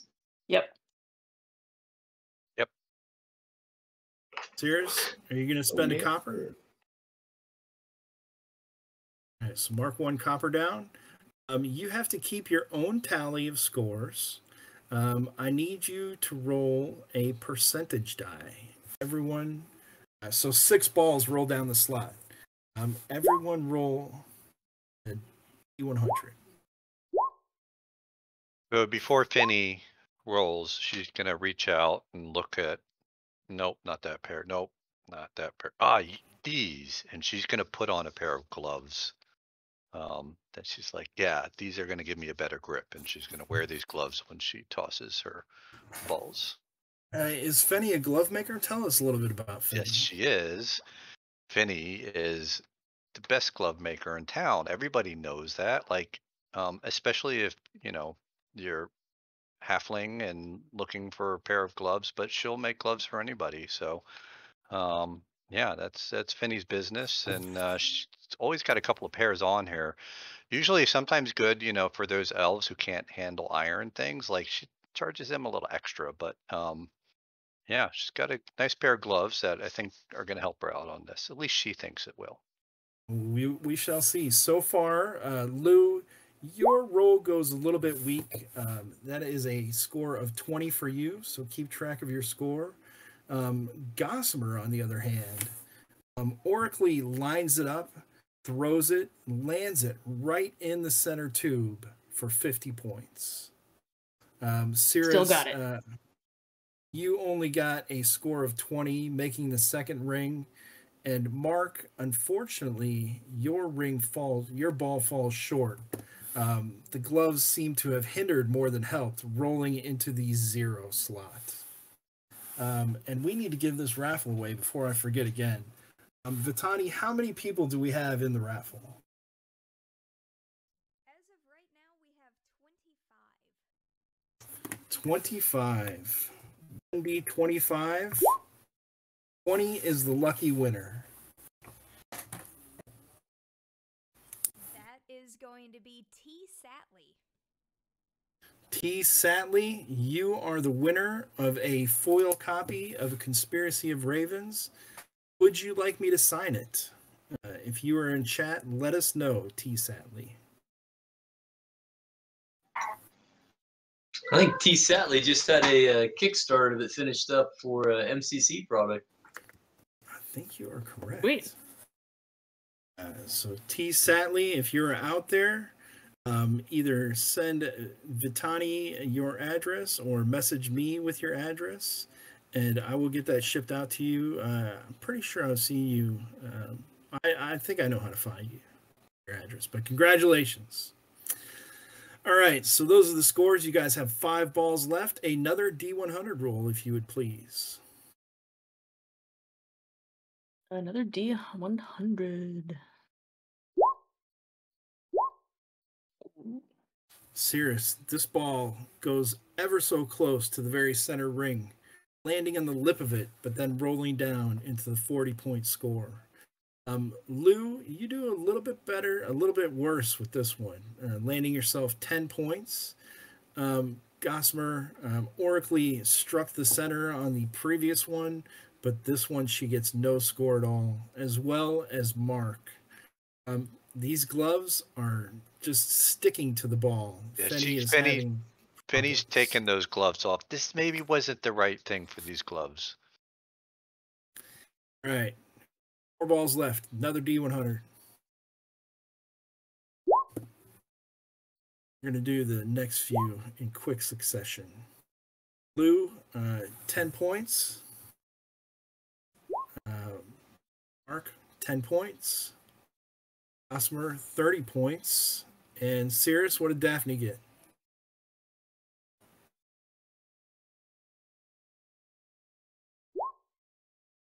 Zero points. Next roll.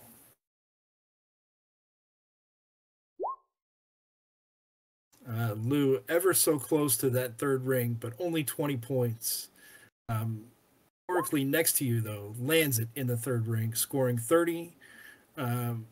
Fenny finally finds some footing, scoring 40 points. Yes. And Daphne lands one dead in the center for 50 points. Nice. And one more D100. I believe this is our 5th ball. And for Lou, 0 for Gossamer.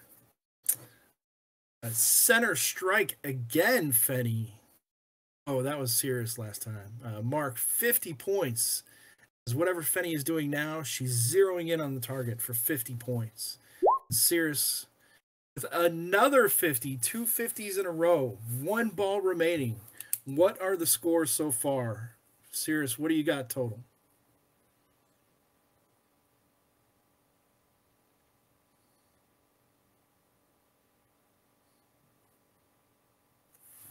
Are you muted, Cirrus?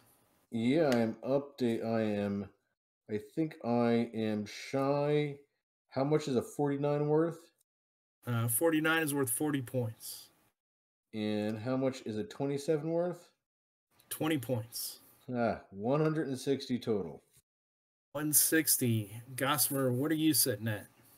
110. 110. Lou, what are you sitting at? Sheepish 70. 70. And Mark, what are you sitting at? Penny has 90. 90. All right, Lou, you're going to go first. Roll your last D100. See if you can salvage A strong 40-point finish for a total of 110 total. Mark, you are up next.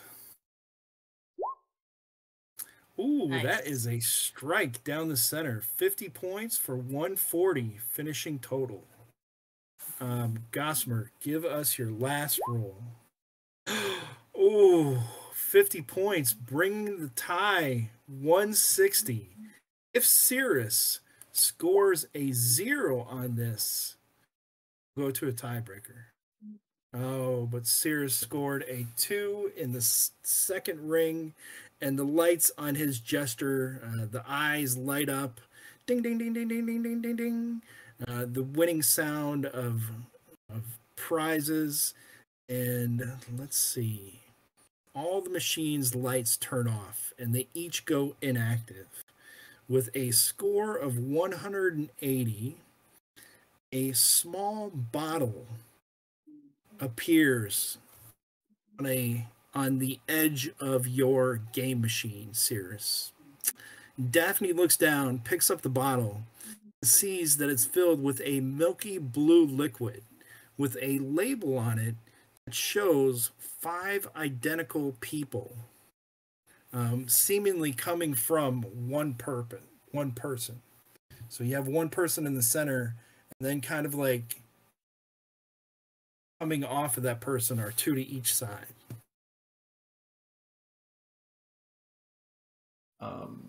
Can she sniff it? Does it smell like a nicely scented perfume or anything?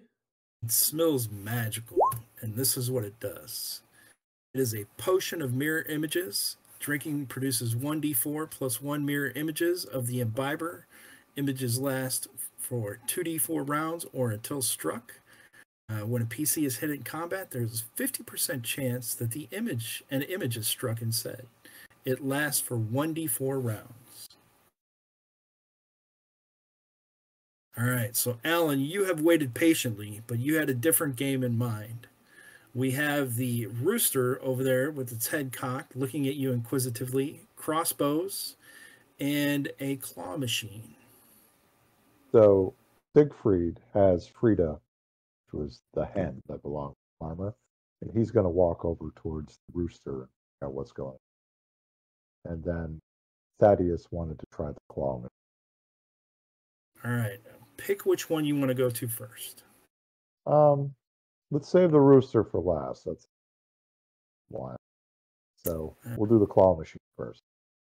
Heading over to the claw machine, you can see that there is 2 little wheels on it. I need you to make me an agility check, please, as you maneuver these small wheels, maneuvering the claw backwards, forwards, left, and right. God, I'm horrible. Oh, did you put a copper piece in the slot? I guess I did because I already rolled. So yeah. I guess you did too.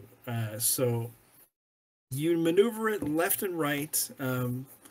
Seemingly before you're ready, claw drops down and just lays on top of the prizes, gripping nothing and then coming back up with air.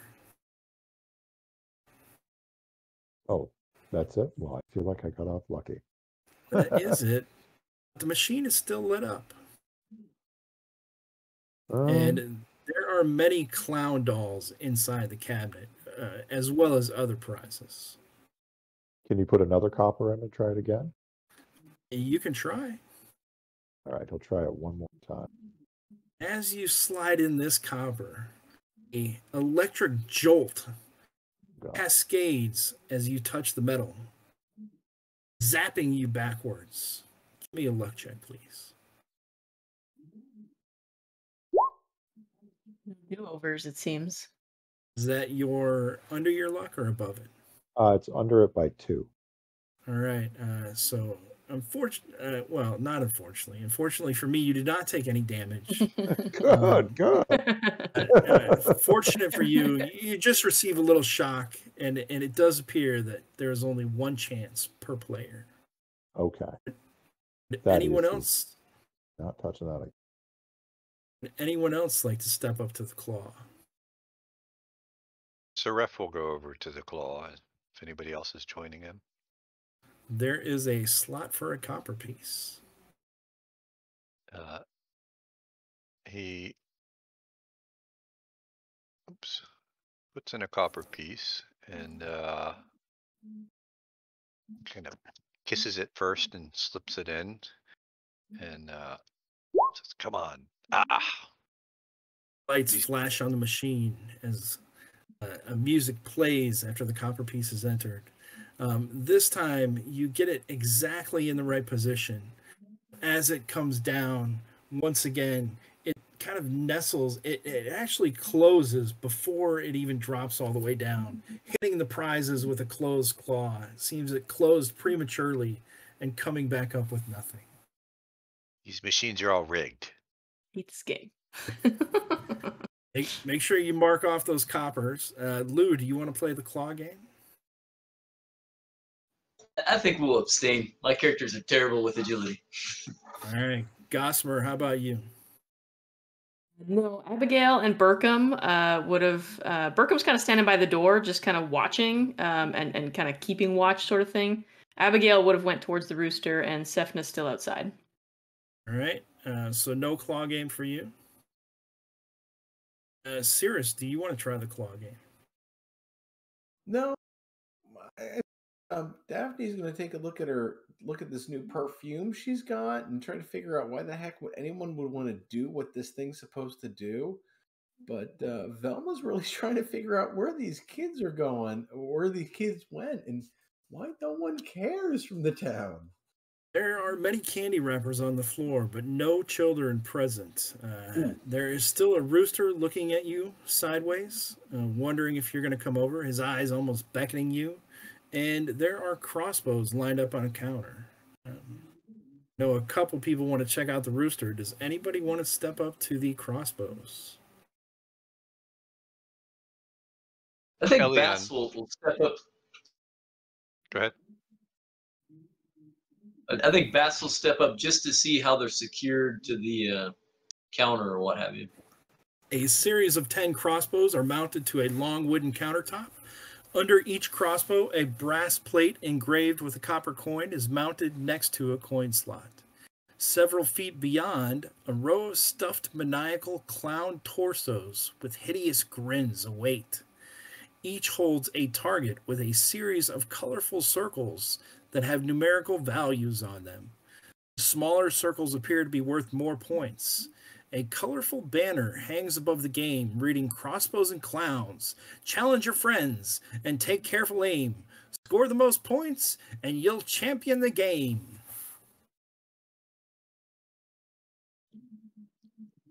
Would anyone like to play? I think Thaddeus is done playing games.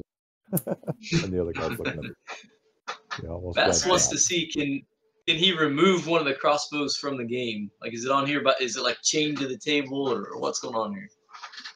It is securely mounted to the table, to the counter. It looks like it holds a cartridge with a select number of bolts inside. You could try to break it off or see if you can get it loose. It looks pretty secure, though. Will it turn all the way around, or can it only face towards the clown dummy there?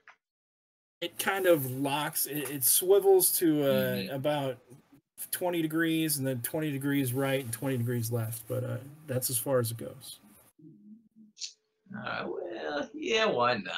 I'll drop another copper into the slot there, and we'll give this one a shot.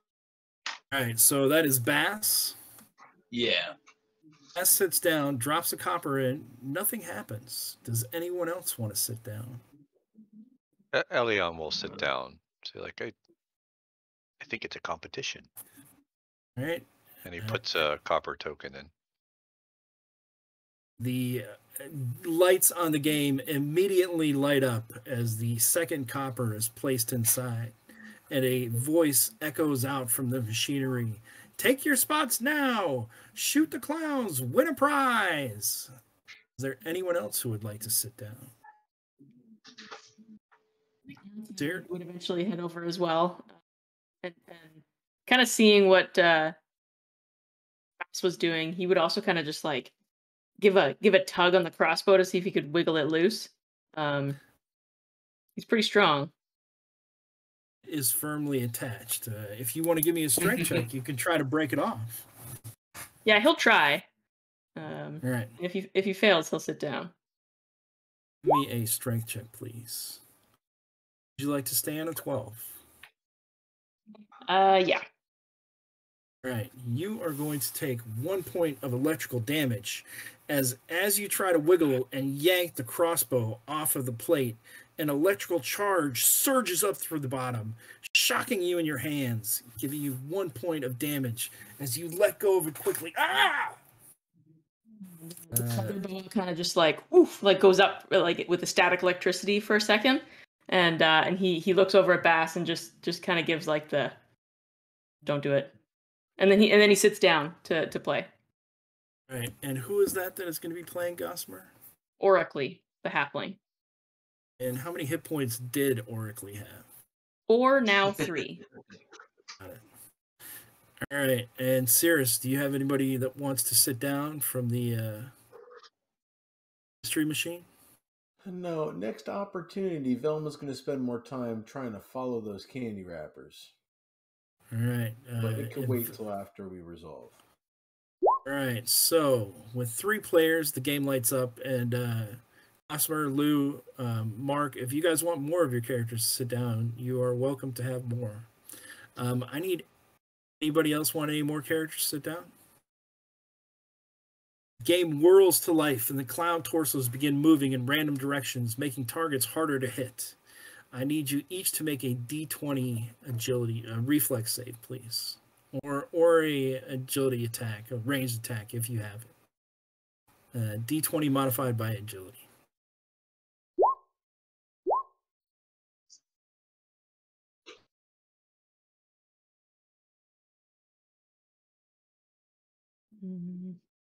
All right, let's see here. I think I'm gonna burn some luck. Yeah, I'm gonna make that a 12. I'm gonna burn 1 point. All right, so you are at 12. Bass is at 8. Is that correct? And Mark is at 3. Bass was at 8, but I'm gonna burn. I'm also gonna burn 4 luck to bring that to a 12. All right, Bass and Oracly both strike, knocking down targets. I need another agility check, please. Mark, Leon's arrow flies wide.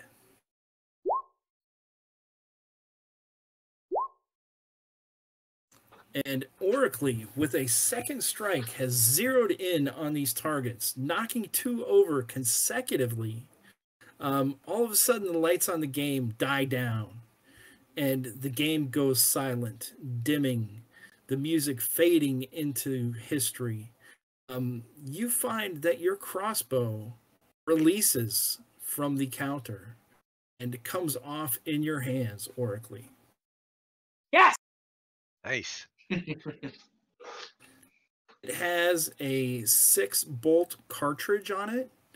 Heck yeah. Currently with only 4 bolts, because you have shot 2. But it reloads automatically as long as there are 6 shots in the cartridge. It shoots a bolt of, let's see, as it fires, you guys all would have noticed this, the bolt transforms into a magical light, almost kind of like a laser beam, if you knew what that was, at a +1 to attack. So if it ever falls below 6 or it reaches 0, then the magic will have dissipated and it will just become a regular crossbow. So I have 4 special arrows, and then once those are gone, it's a regular crossbow?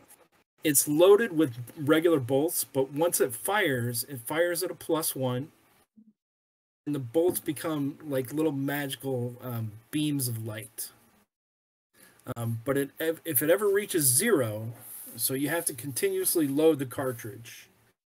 Loading the cartridge takes 3 rounds, and so more than the regular reload of a regular crossbow. But you can never go 0 bolts. Otherwise, it will just become a regular crossbow. And Okay. lastly, we have the rooster. Bar stools line up along the front side of the small wooden stand. 3 large walnut shells resting on its surface. A massive rooster wearing a monocle, dressed in a custom velvet jacket, views you with curiosity from the far side. Cocking his head to the side, he grasps one of the shells and raises it slightly, revealing a golden egg. Above the rooster is a sign reading, "Beat the fowl at his game, spot the egg, and show him who's lame." And I am going to move you to a fun map that I created. Now, I was trying to figure out how I was going to do this in VTT. And you guys should now see 3 purple circles and a rooster at the top looking at you inquisitively. He's cute. Vitani, can you see the new map? All right. So I was like, how am I going to do this on VTT? Yeah, it suggests actually having the shell game there. But I think I figured it out. So, who would like to play? Siegfried would like to play, but he would like to try to distract the rooster with Frida the hen. Siegfried steps up and sets Frida on the bar. Rooster looks over, cocks its head. Looks like it's going to crow, but then it doesn't. It puts the egg underneath one of the circles of the shells.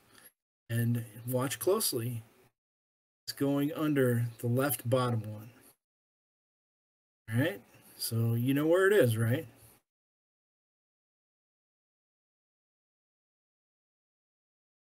Begin spinning the others. Make me a personality check.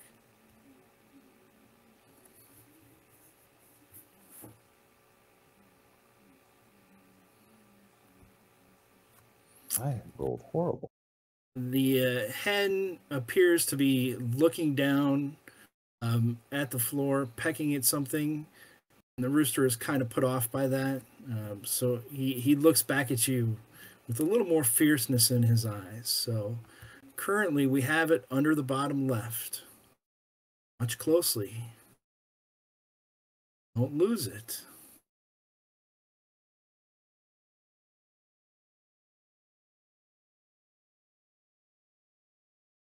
Circle is it under?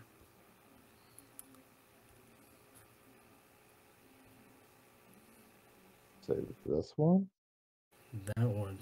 Let us see. Oh, it is not. It was under. Not that one. There it was, right back where it started. The rooster looks at you and then looks at a slot next to it. Looks at you again, of pointing out to you that you should drop a copper in the piece. You will drop a copper in the piece. This egg is solid gold. Would anyone else be interested in playing? Abigail definitely is. And she Sichi the jeweler's in. Yeah, Abigail's an animal trainer, so she would be very interested in, like, I mean, she's never seen a rooster this big before. But she would be interested in trying to talk to it, try and gain an edge. Actually, Find out let me what he's fill here you for. in one more time before you make that decision. Who was that played Siegfried? Siegfried played, yeah. Oh, Siegfried, no games comes without consequence. And as you choose the wrong egg and the rooster lifts up the shell, showing you which one it was under, you feel the pink mist circle around your body. Suddenly, you feel feathers sprouting out of your body and your form shrinking down. Pretty soon, you are a rooster on the bar right next to the hen. You have been transformed into a rooster. Amazing. So Siegfried is still alive. Siegfried is now a rooster. So you have a rooster and a hen. All of Siegfried's possessions drop onto the ground. You have, you have the same mental capabilities. And I will put your new stats into the chat. +3 initiative. You have a beak attack at +2 that does 1 point of damage. 12 HP, 12 AC. Your hit points either go, they stay at 2, so that's not bad. 20 feet of movement, and you now have some save bonuses, so not all bad. Oh, it was actually better than he was. How does Siegfried feel about the chicken companion that's sitting next to him, the hen that's looking at him? He's quite fond, and he's sort of eyeing the other rooster and getting a little, uppity. The feathers furl a little bit as you take protection over your head. And you are still able to talk, Siegfried. It just has to be in kind of like a chicken voice. So he has his facilities, so he's not like a normal rooster. Okay. He is not an animal. He can speak and act and think. He is only a chicken in body. You still remember your life and your family and where you live, and probably the first thing you scream out is, somebody get rid of this curse. But now, Gossamer, did you still want to play?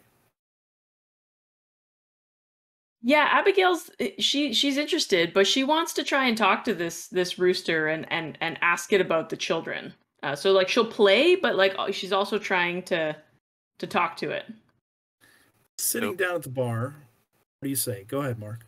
I was gonna say Barkley comes up, seeing that Abigail is a trainer, and says, I got some fruit here, might help you in your conversation here if you're a trainer. And hands over some fruit to Abigail to help with help sway the rooster. Oh, thank you. Good idea. Yes. She'll take it. The rooster looks at the fruit. As it's shuffling with its wings. Keep an eye on the circle that you think it is. Give me a luck check. Let's see what happens. Abigail, luck.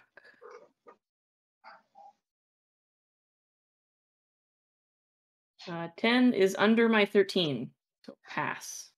All right, so the rooster doesn't spin quite as fast and comes to a stop as it begins to peck at the fruit. Slightly distracted, realizes that it has stopped spinning the walnut shells, and looks up, cocks its head again, and almost as if it's asking, which do you choose? Was I able to follow it? Were you watching? No, I can't really see anything that. I mean, I eventually see them change, but I don't see any movement. And I had my sheet open. Oh, you guys don't see it spinning, do you? No, you see the change. Just the change. Oh man, so I thought I had this all figured out, but I guess not. So when I spin it, I see it move. What a letdown. All right, well I will spin it much more slowly. I mean, it's also hard to even just judge. Like maybe if they were different colors, because we can't. Like I can't even really tell which way it's spinning because they're all purple. Because there's just still images. Well, that would be way too easy. I guess you got a 33%. I'm saying, as a VTT. Where were you a day ago? All right, so imagine that it is spinning around at high speeds, and it has stopped right here. Which one? You have a 33% chance. All right. Let's see. I'll roll for it. The top right one. This one. Oh, unfortunately, it is not there. Because you passed your luck check and did the fruit, I'm going to give you one more chance. So now you got a 50-50. All right, 50-50. You get this wrong, though. I can't help you. The left one. Oh, unfortunately, it was under the bottom one. There's our Brutal. egg. You feel your skin sprouting feathers, and suddenly you're transformed into another chicken on the bar. The rooster doesn't respond to any questions about the children at all. As a matter of fact, doesn't even talk. It just looks at you inquisitively. But now you have two chickens. So who was that got transformed into a chicken? That was Abigail, and I think immediately when that happens, Starshine, her pony, would start neighing and be very distraught at what's happened to her best friend. Yes, this is Barclay unfortunate. will give a little apple to the pony and say, "Just don't worry, it's just right here. Look, she's a chicken now. It's okay." Guys, I'm gonna apologize in advance for this. Bass is gonna withdraw his short sword and try to decapitate the rooster. All right. I thought it could happen at some point, and it's probably when the rooster looks at Bass, and if a rooster could raise its eyebrows in a challenge, you would say that that's what this rooster looks like. It raises its eyebrows at you. Go ahead and make me an attack roll, please.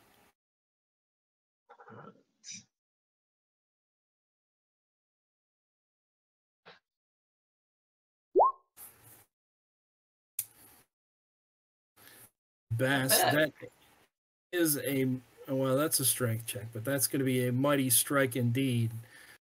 As your blade sings across into the open air, it just about reaches the chicken's neck where it stops, and the blade is right here, like it hits an invisible wall of force. You know your blade should have cut the head clean off of this rooster, but suddenly you feel feathers sprout all over your body. Your size shrinking and diminishing until now Bass is also a chicken on the bar top. Rooster, Did you specify, does our equipment morph with us or does it fall to the sides? it falls to the ground so other characters can pick it up. The rooster looks over at Shaggy with its eyebrows raised.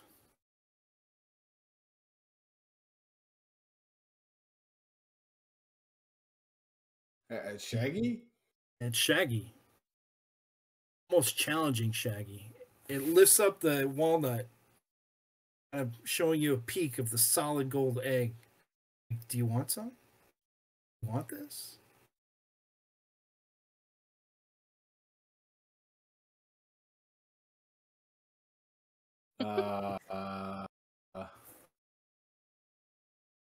It is a solid gold egg, Shaggy. Seems all you have to do is... Shaggy? All right. Is anyone else interested in stepping up to the game?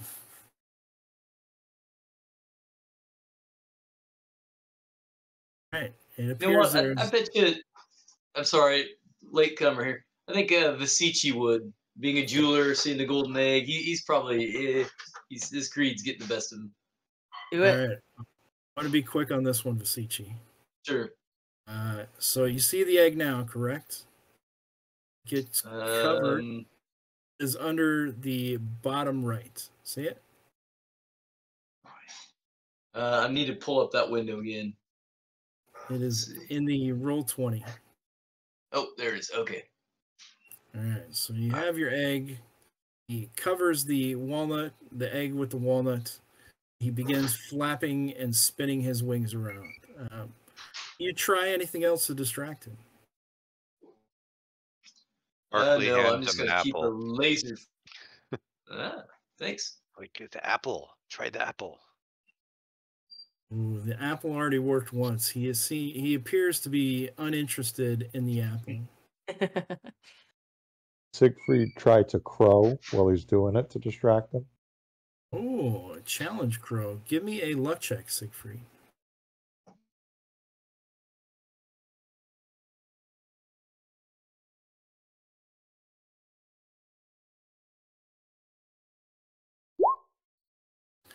That is very Oh. successful. His Nice. feathers Oh, ruffle, it's supposed to be low. seeing this other rooster challenge him, and immediately the walnuts stop. He takes a broader stance, puffing out his chest, and a crow also comes out from his mouth. First sound you've heard him make. Blue, choose your circle. I think I'm going with the bottom one. He lifts up the bottom one, feeling like he has properly cowed the challenging rooster. There is no egg in the bottom one. But you do have another chance, since that was a successful luck. Wait, actually, I have to ungroup these. Right, let me check one more time. Well, no, still no egg in the bottom one. A 50-50 shot. All right, well, let's go with the top left then. Top left, he opens the walnut. Nothing. It was in the top right. Good job, you team. Feel feathers sprouting from your body, and you shrink in size. And we might have a tea party with the entire party and turning it into livestock. Is that Vasici? That was Vasici. So immediately Kickjaw starts like dancing on his gimpy legs and starts collecting up like the jewel and the money that Vasici had. Free, I'm free. All right. Well, everyone who played, make sure you mark 1 copper off. And I imagine we're done with this place, right? As you exit, nobody else wants to become a chicken, right? I'd rather not. We've played that out. It was quite fun, though, and we'll have to see what happens to these chicken people. As you're exiting, a large case filled with a pink... Somebody was going to say something. Go ahead. How many people did we lose to becoming chickens? Just for the recap count? That would be 4. It's the first time, I think, in a funnel, that not deaths. Not technically deaths. Chickens are outnumbering deaths right now. Amazing things happen in DCC games. I think Siegfried's better off as a rooster, honestly. Yeah, stat-wise. Yeah. As you guys go to exit the tent, a large case of glass filled with pink cottony substance rests on top of this cart. To the side of the case, a stack of paper cones rests on a wooden dowel. The front of the cart features a familiar brass plate with a copper piece engraving mounted next to an open slot. A large wooden clown with crossed legs sits on top of the case. Its huge head leers down at you, its mouth opening mechanically, causing its wooden lips to clack together. A sign above the cart depicts a child eating a head-sized mound of pink stuff, reading "Tasty Clouds, Banish Frowns" in colorful lettering. A square opening on the opposite side of the cart grants access to the pink material behind the glass. Would anyone like to do anything with that? Well, as we're exiting the tent that we were in, I think Abigail in hen form is like, she kind of like tried to fly up and is now like trying to balance herself on Starshine's back, the pony, as they walk out together. And Burkham the dwarf kind of picked up her stuff and is now kind of escorting Starshine out. Absolutely, yeah. Abigail is resting on Starshine's back. Does anybody want any cotton candy? All right. Not my characters. Thaddeus will buy some cotton candy for Siegfried because he feels bad that he's... Alan, with the only 1 character and 1 chicken remaining, drops a coin in there. The bravest of us all. Picks up one of the paper cones, and the glass door opens up. Dipping the paper cone in it, the substance swirls around, forming on the cone itself into a large pink mound. You have gained a thing of cotton candy. Tasting it, it is delicious and sugary, and as soon as you take 1 bite, you gain +2 all physical-based rolls for the next encounter. So you're going to have to remember that, Alan. Okay. +2 to all physical base rolls. Now, Thaddeus was buying it for the rooster, so the rooster gets that. That is correct. The rooster, I mean, Okay. just goes to town on it. Siegfried and feels energized and stronger. He feels like he might be able to take that other rooster. Tempted to go back in there, but we've got other things to do. All right. Anybody else? I mean, I feel like Oracly would be right in there too. Like seeing that nothing bad happened after getting candy, he Oracly, the buff halfling, he would rush right up and want to get some for himself. All right. Drop a coin in, so mark that off, and roll me a D100, please. Good menu. Here we go. 39. You successfully get the cotton candy, no problem. You have a mound on it on a paper cone, and are you going to eat it now? Oh yeah, he chows down instantly. All right. The next encounter you have, you will get +2 to all physical base rolls. Anyone else? Cirrus, Lou, or Mark? Finney's also a halfling and just can't resist. Like it's like no, I want some too. Like halflings are always hungry, right? So how can she pass up? Are you going to drop a coin in the slot? Yep. All right. Dropping a coin in the slot. Roll me a D100, please. Not a problem. You get a cotton candy paper cone full of a wad of powdery, velvety pink strings of tasty sugar. And are you going to eat it now? Of course. +2 to all physical base rolls. Cirrus or Lou? Interested in any cotton candy? I don't think so. My farmer character is pretty, just stern-faced, and he's been looking around for children, and Kickjaw's just delighted with all the money and possessions he just gathered when all the people turned to roosters. So all my characters. How about you, Cirrus? I'm going to pass on this cotton candy stuff. I'm saving room for chicken. I see T. Statley in chat. T. Statley, you have won the silver foil copy of A Conspiracy of Ravens. So please message me or Vitani Maru in the Twitch there and send us a message with a way that we can contact you, an email, and I will get a hold of you to get your address and get that sent out to you. All right, where are you guys going to go now? There is another tent right next to the game tent, a little bit further to the north, that you can kind of make out. And there is a tent to the west. All right, Kickjaw, you heading up to that tent? Yes, sir. All right, so following the footprints in the candy wrapper, you do see some lead into this tent. Entering inside,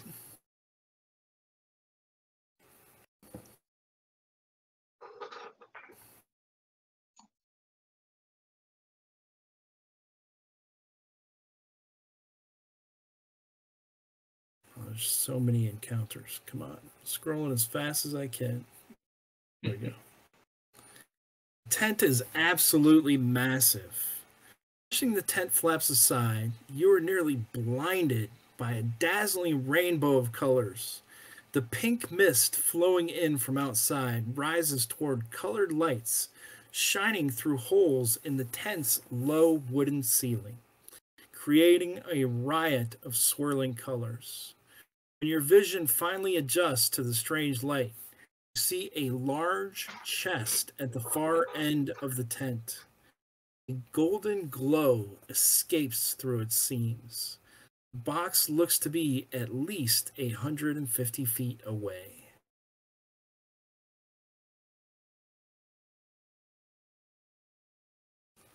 And you Signs guys of candy wrappers and all that. Not anymore. I mean, the floor is kind of a tarp. There aren't any candy wrappers, but there are some footsteps that went in here. You guys are at the right over there, and ignore any dead characters. But move yourselves where you would like to go. 150 feet across. Is the chest this thing over here? It is. On the far left? Okay. There is the exit door right next to it. So once entering, I guess let's just move you all over there. Then anybody who's dead can kind of move their way back.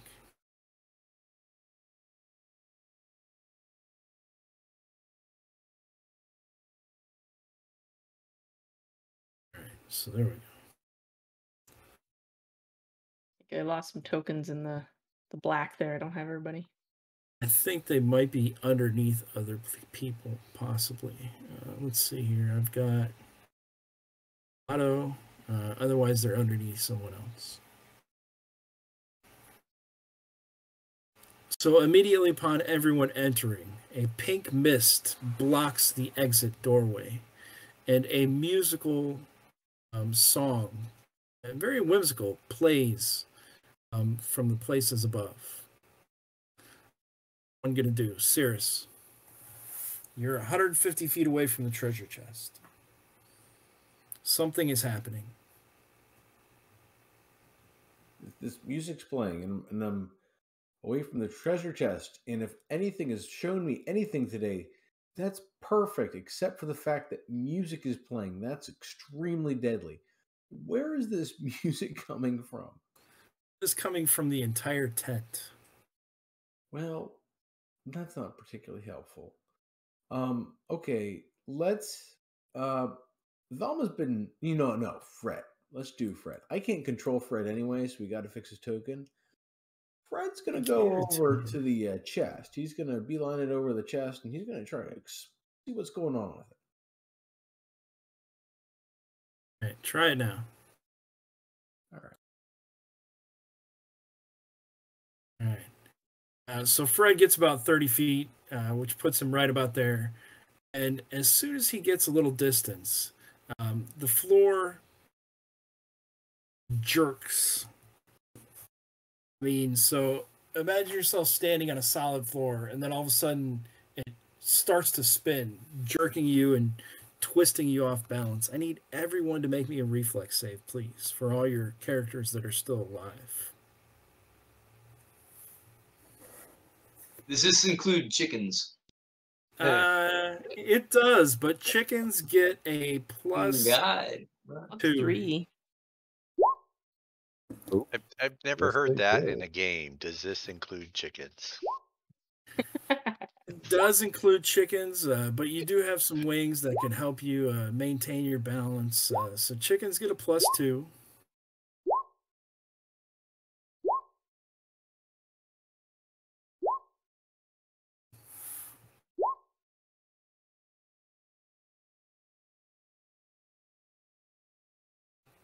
And the number you're trying to pass is 13.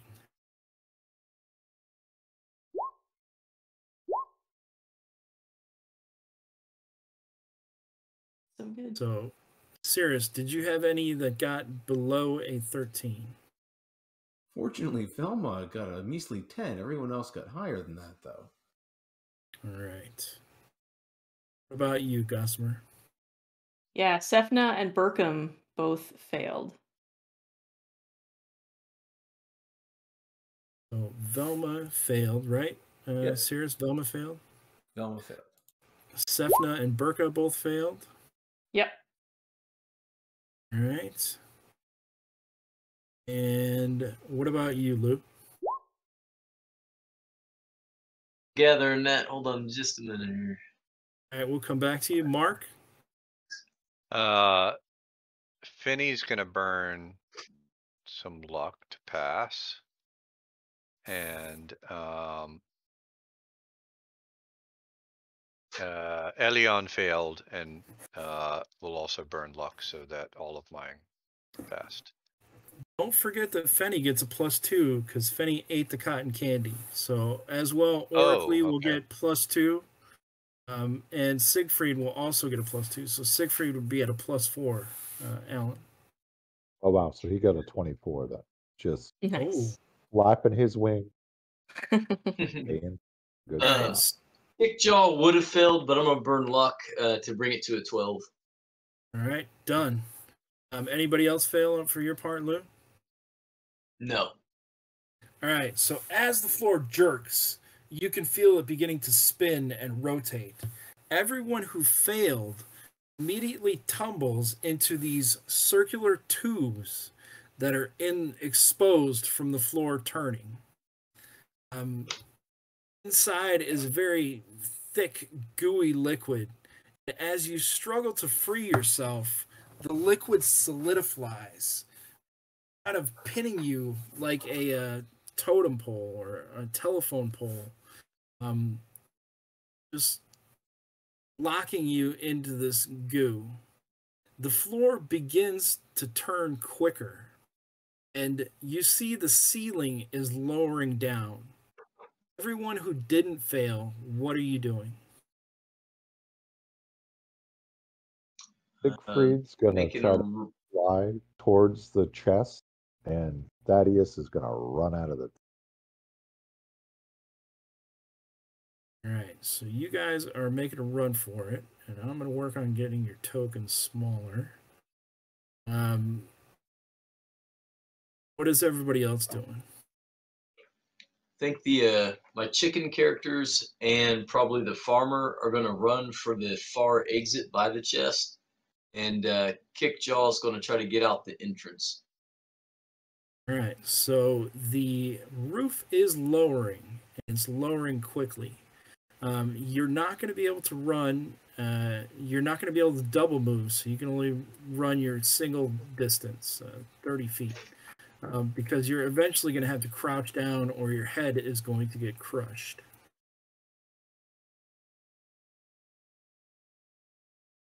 You said it's 100 foot across? 150. So it's going to take... Never mind yet. It's going to take about Factoring 5 rounds to get over there. Yeah, factoring that, everybody would go back out the entrance if they could. All right. Sirius, what are you guys doing? Ones that aren't frozen. The people that fell in the tubes, does it look like they're down far enough that people could reach in and help them get out? They are starting to elevate as the floor comes, as the ceiling comes down. The tubes are starting to elevate, and they have a copper, cylinder around them, so that only their head is sticking out above the top of the copper cylinder. So it seems that the goo is inside these copper cylinders, and they are locked in it. So you could try to help them, but the ceiling is coming down while the tubes are going up. It would be quite dangerous. Fred's pretty brave. He's going to try to get someone out. All right, give me a reflex save, please.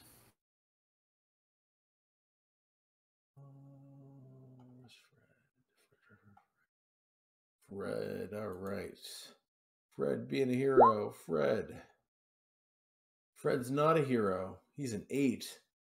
He's clumsy as heck and does not seem to make things any better at all. Does Fred want to stay in an 8? No, Fred doesn't. Fred's a hero. He's going to save someone's life. Fred's going to blow. Boy, 8's pretty miserable. Let's blow 4 points of luck. Nice. Get it up to a 12. All right.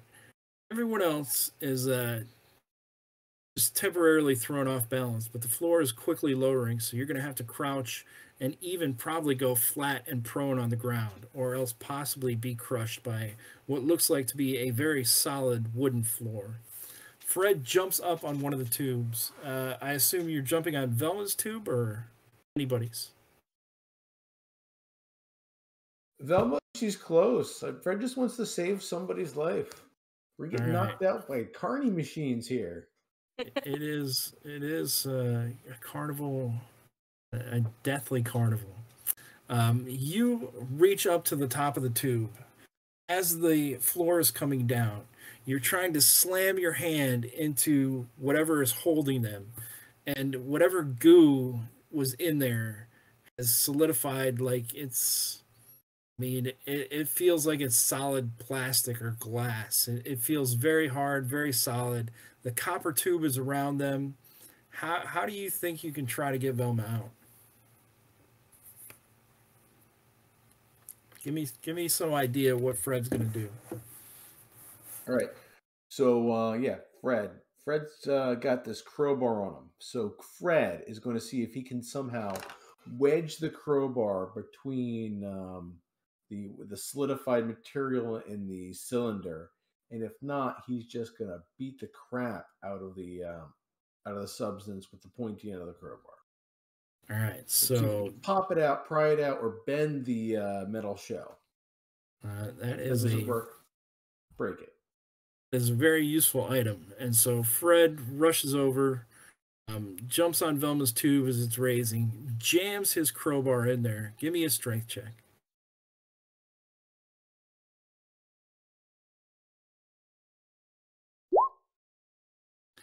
Fred does. He jams it in there, and it cracks the substance, the material. The crowbar is jammed, but what happens? The crowbar hits the ceiling, and Velma's tube doesn't extend all the way up. So what you're looking at on the map are actually holes in the ceiling that is coming down. Everyone else who fell into one of the tubes, their head pops up through one of these holes, and everyone in the tent hears just a roar of chanting and cheering as clowns, the people with their heads up will see that clowns are lined up in seats around. Two very large mole people come out with wide-brimmed glasses on, carrying very large wooden mallets, and the music begins to start as the platform on the floor and the ceiling spin on an unseen axle. The eyes of everyone adjust to the bright flashing lights up ahead, and you can see that these moles are shuffling forward to slam their hammers into your heads. Dressed in very colorful costumes. They seem a little awkward with these two-handed mallets. Let's roll initiative. Cool. And so you guys can just roll initiative for your best character. Select a token before you do so. And just hit roll initiative on your character sheet. It should be up at the top. I'm still missing 2 tokens, Matt. I'm missing Oracly and Burkham. All right, let me see if I can grab it. I'm also missing Vesici's token. Yeah, and I don't have Thaddeus. Right, hopefully we get it out. Got Oracly. Vesici? Yeah.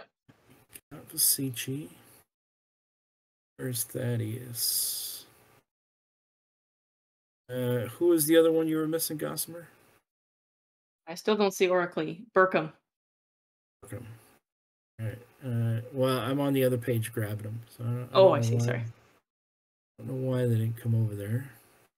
They were there initially, but then they disappeared. All right. Who knows where they went? I think they're underneath the black somewhere. I looked and I didn't see them over there. Because I can see under the black. I'm just going to bring you new ones in. Cool. Where did all these tokens go to? Alright, here are your new tokens. Let me resize them real quick. I don't know what happened to them. And we're missing Barkley. Barkley, yeah. Alright.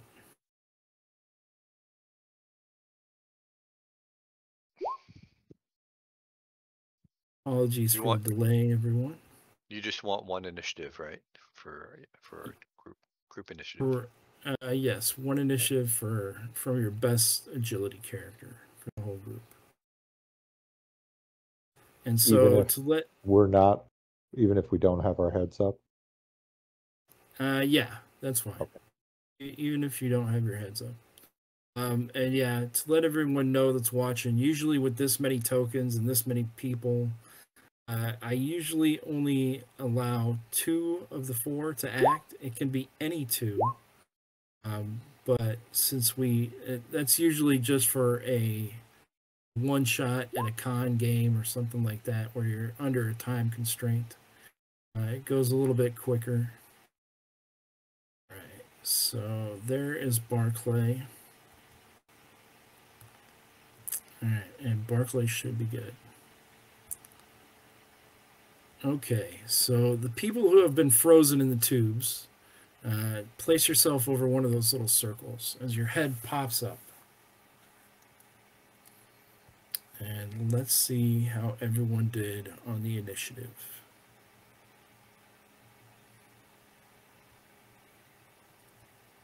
The moles do get 1 surprise attack. So, Jarsum, are you stuck in the tube?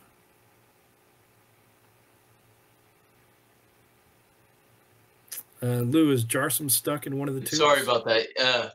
No, and all my characters, because I spent the luck on Kickjaw, they should be out of the tubes. I just can't get them to be between the tubes. It keeps popping in the grid. Hold the Alt button down. Hold the Alt button down, and it will place them directly. It won't snap them to the grid. So if everybody just holds the Alt button down and place your character either on the gray or on one of the tubes. There we go.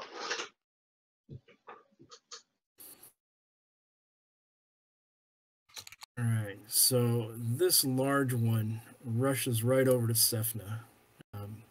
This one fumbling behind it, and they look comical as they're running, carrying these big hammers, winding back and forth, spinning in a circle as the weight of the hammer kind of pushes over them. But they make pretty good distance. And the other one rushes over to Burkham. Velma, however, her tube does not elevate. You see the crowbar press up against the roof, and it stops her tube from rising. She looks at Fred and says, "What, Fred?"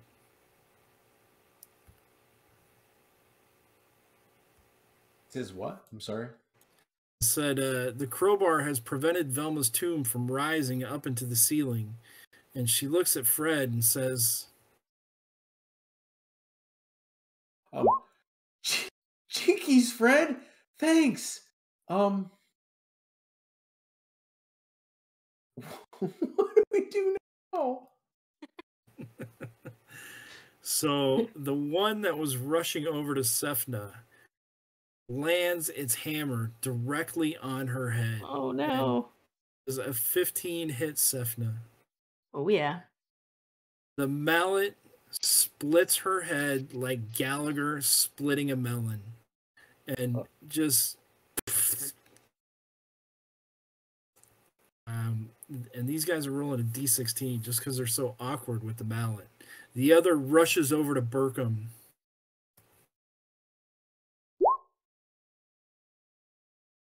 Burkham does a 9 hit.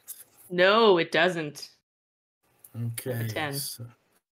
So, yeah, the mallet kind of strikes right next to Burkham's ear, smashing into the ground as the floor begins to sink,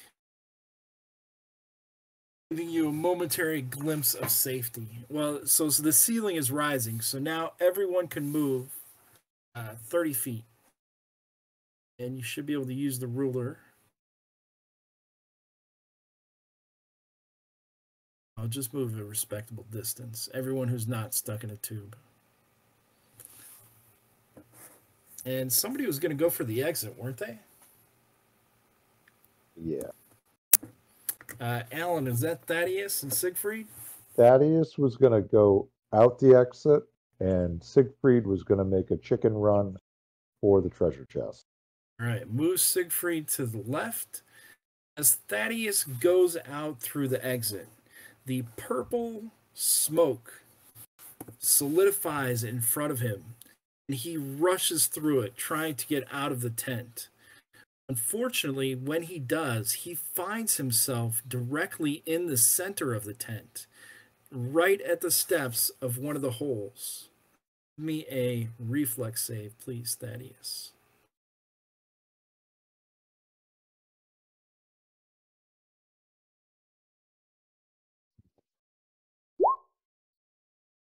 Do you want to stay on an 8? Thaddeus is your only living human. Yes. Let's see. I will burn some luck.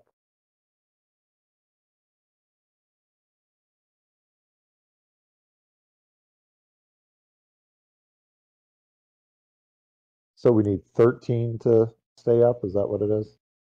Sears 13 to stay up. Yes, correct.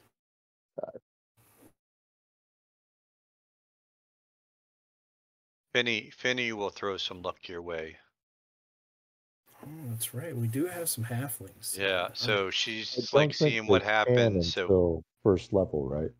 That is how I rule it, because the only abilities the demi-humans have is the infravision. They cannot burn luck for other characters yet, until they become first level. Let's see.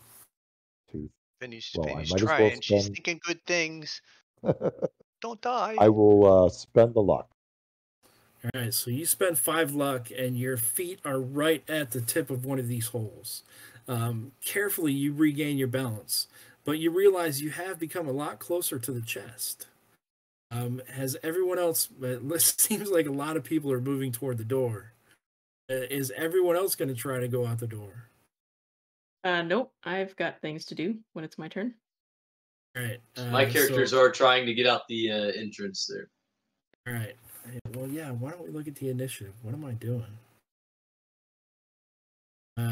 Let's see. So I jumped initiative there a little bit. That is my fault, you guys. So Shaggy got a 12. Gossamer, what was your init? I got an 11. And Lou, your init is a 12 as well? Actually, it's a 7. 7. Mark, yours was 15. Mm-hmm. And Warnock, Alan, just went. I was 13. Right. So, Mark, you are up next. Okay. And sorry, you said two characters can act? Is the No. You can act with every one of them. Okay. So Barclay had moved up and is close to this mole creature. Can he still see the mole thing and strike at it? The mole creature is on the roof. And the roof is so above. you can see it through the hole below you. Imagine yourselves on 2 different levels, and I'm going to clear up a picture in the top right. I didn't want to clear it until the trap was sprung. If you look in the top right corner of the map, you will see that the moles are up here on this level, and you guys are down here.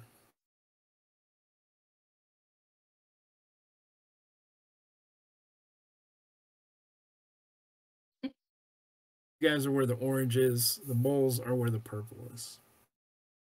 And how high above are they? Like About 7 or 8 feet, not too high. I mean, at its highest point, probably about 10. Then it's lowering and raising. So I don't know if I understand it correctly, but if Barclay is below one of these creatures and there's like they're on a roof made of cloth. Is that right? No, it's a wooden roof. Wooden roof. Okay. Then he's not going to be able to do much of an attack, can he? You could try to hit him through the holes. There are many holes in the roof. which is where the light is streaming down from in the cherry.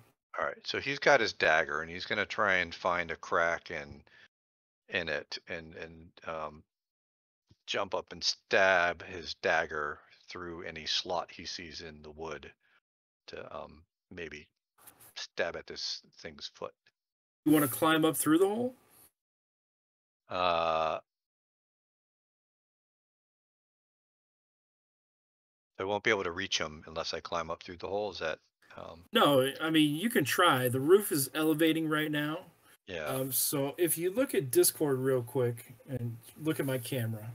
Yeah. So you guys are down here and the floor is spinning. Yeah. As it spins, it raises the tubes with your friends just so their heads are Okay. up from the level that the moles are in. So you could climb through one of these holes and be out on the roof where the moles are. Okay. Or you can try to jump up there and see if you can swipe at his foot, but that would be probably much harder. All right, then he'll try and climb up to get to their level. He's gonna try and climb through one of the holes to get up to the level they're at. Just give me a regular agility check. Pretty simple. You can grab right through the holes. Nothing's preventing you as long as you don't roll a 1. You climb out up on top. That is considered your movement, and you are right next to one of these mole people. All right, then he's gonna pull out his knife and it's like, I don't think this game is funny, and he's gonna swipe with his knife at this thing. Let's come on. You can see Sefna's exploded head right behind you. A 14 hits. 14 hit. Nice. 3 damage. 3 damage. You stab into the mole directly in his leg. He was distracted trying to smash the head of Burkham. And that is a nice solid hit. You see him almost go down. He goes down to one knee. He's bleeding profusely from his kidney area. And yeah, he is hurt. He is also taking notice of you. Anyone else? Seraph is kind of only thinks of himself and sees that treasure. So he would have, if he can, do a double move instead of a single move. And so he got about here. So he's just gonna keep heading over towards that thing. And Right. and Penny is staying low. She's moved as far as she can to dodge around these things. So. Oh, I found Barclay's token. He was under. Oh, you found Barclay's token? All right. And so we did Warnock, and now we're up to Cirrus.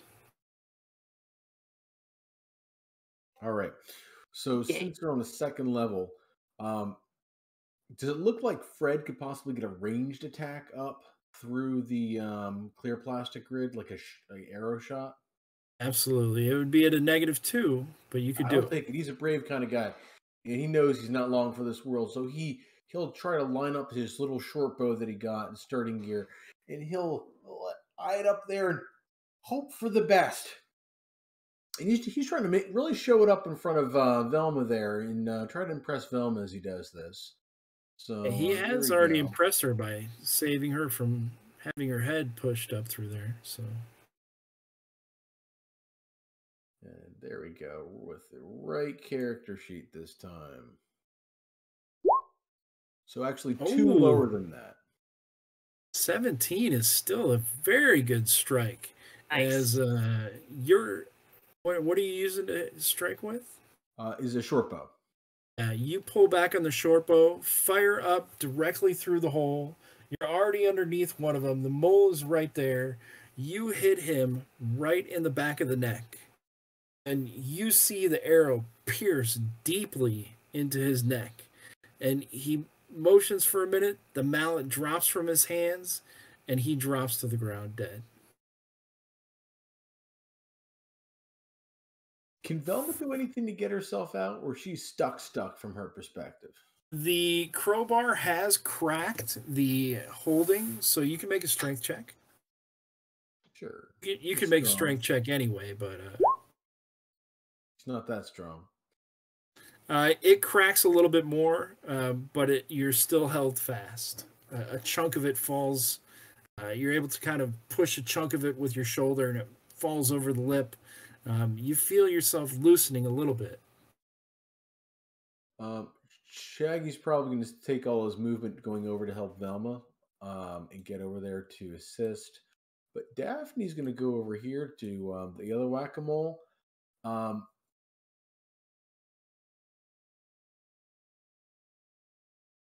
Can she get over there and still do something with the skill we're at? If you have a ranged attack, I'd say yes. She wouldn't be able to climb out of the hole. Climbing up out of the hole is one movement. So if you move underneath over to where the mole is, you can make a ranged attack.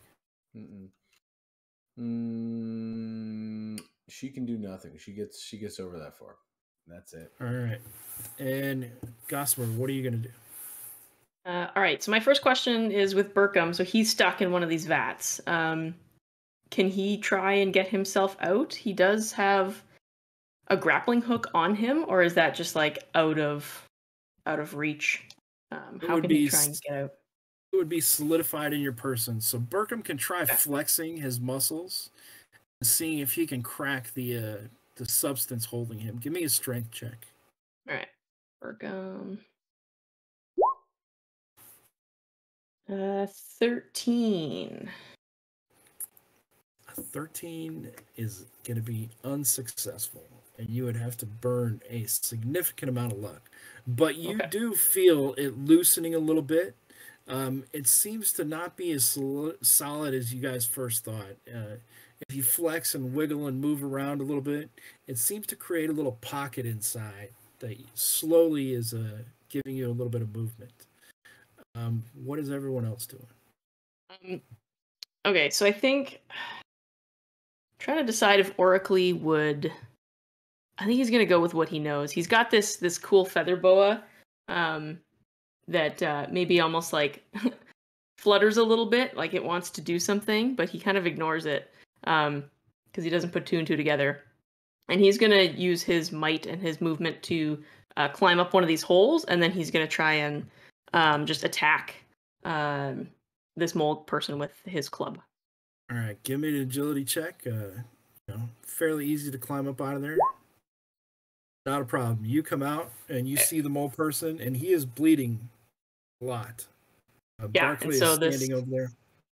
This buff halfling, he just grabs his club and goes to town and tries to whack this mole. For it, give me a strike. See poor Sefna's head splattered all over. Oh wait, that's him. With +2 because of this cotton candy. Ah, that's right. Don't forget your +2, everyone, if you ate the cotton candy. So that is going to be a 16. That does hit, and 4 damage will put this mole out of commission. Awesome. As the clowns in the audience are in a frenzy now, and they're cheering and jeering, and they're like,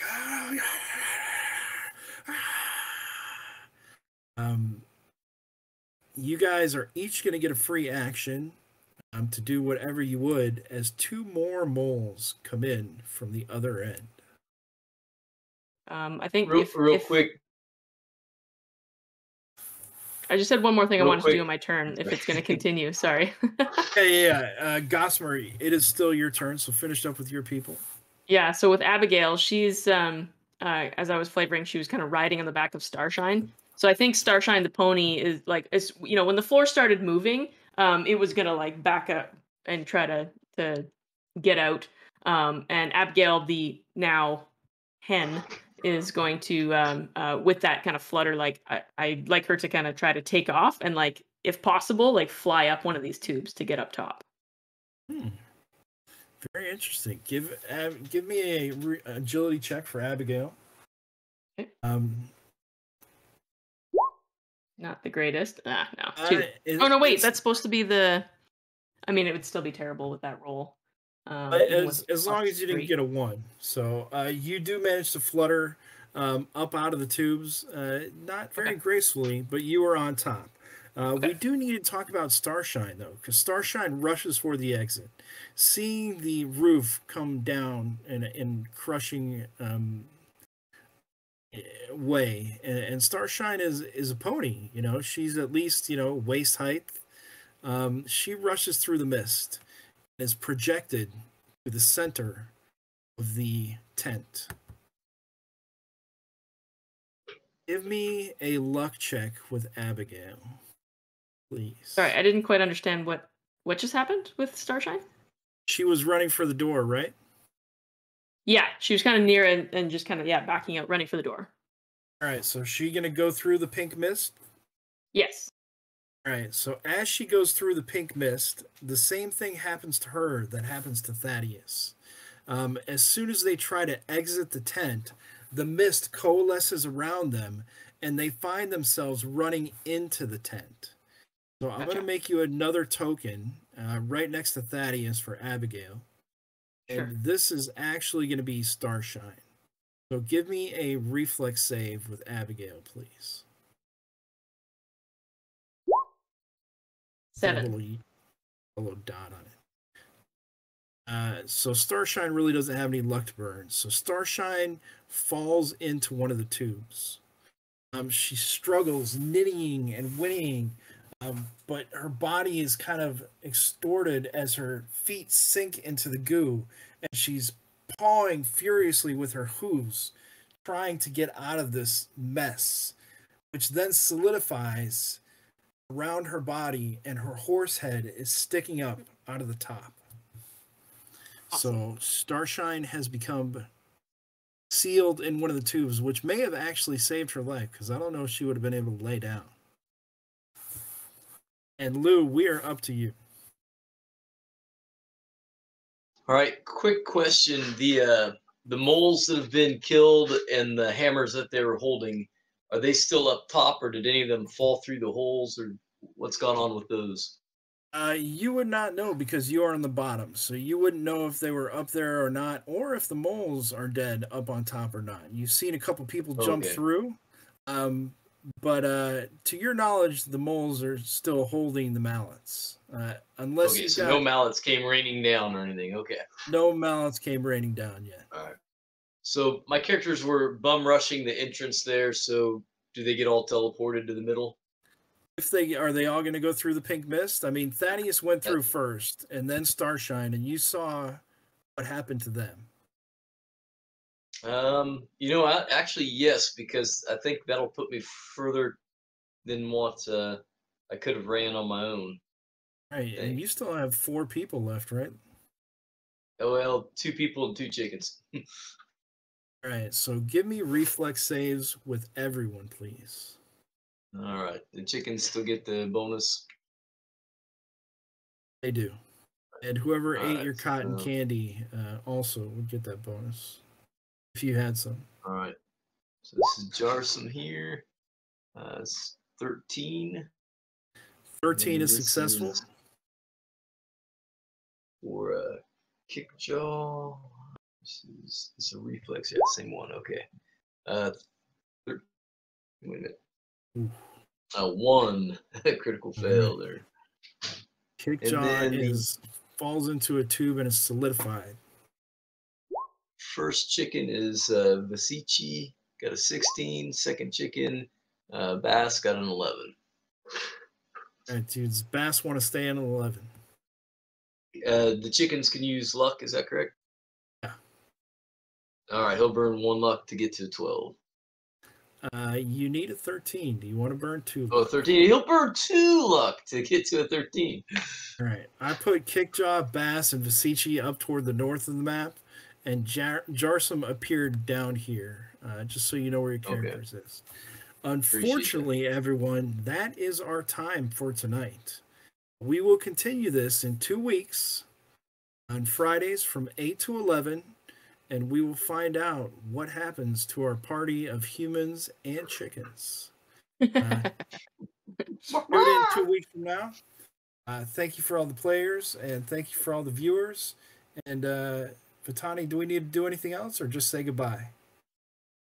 You're good to just say goodbye. All right. Say goodbye, everyone. All right. Good night. See you next Uh, time.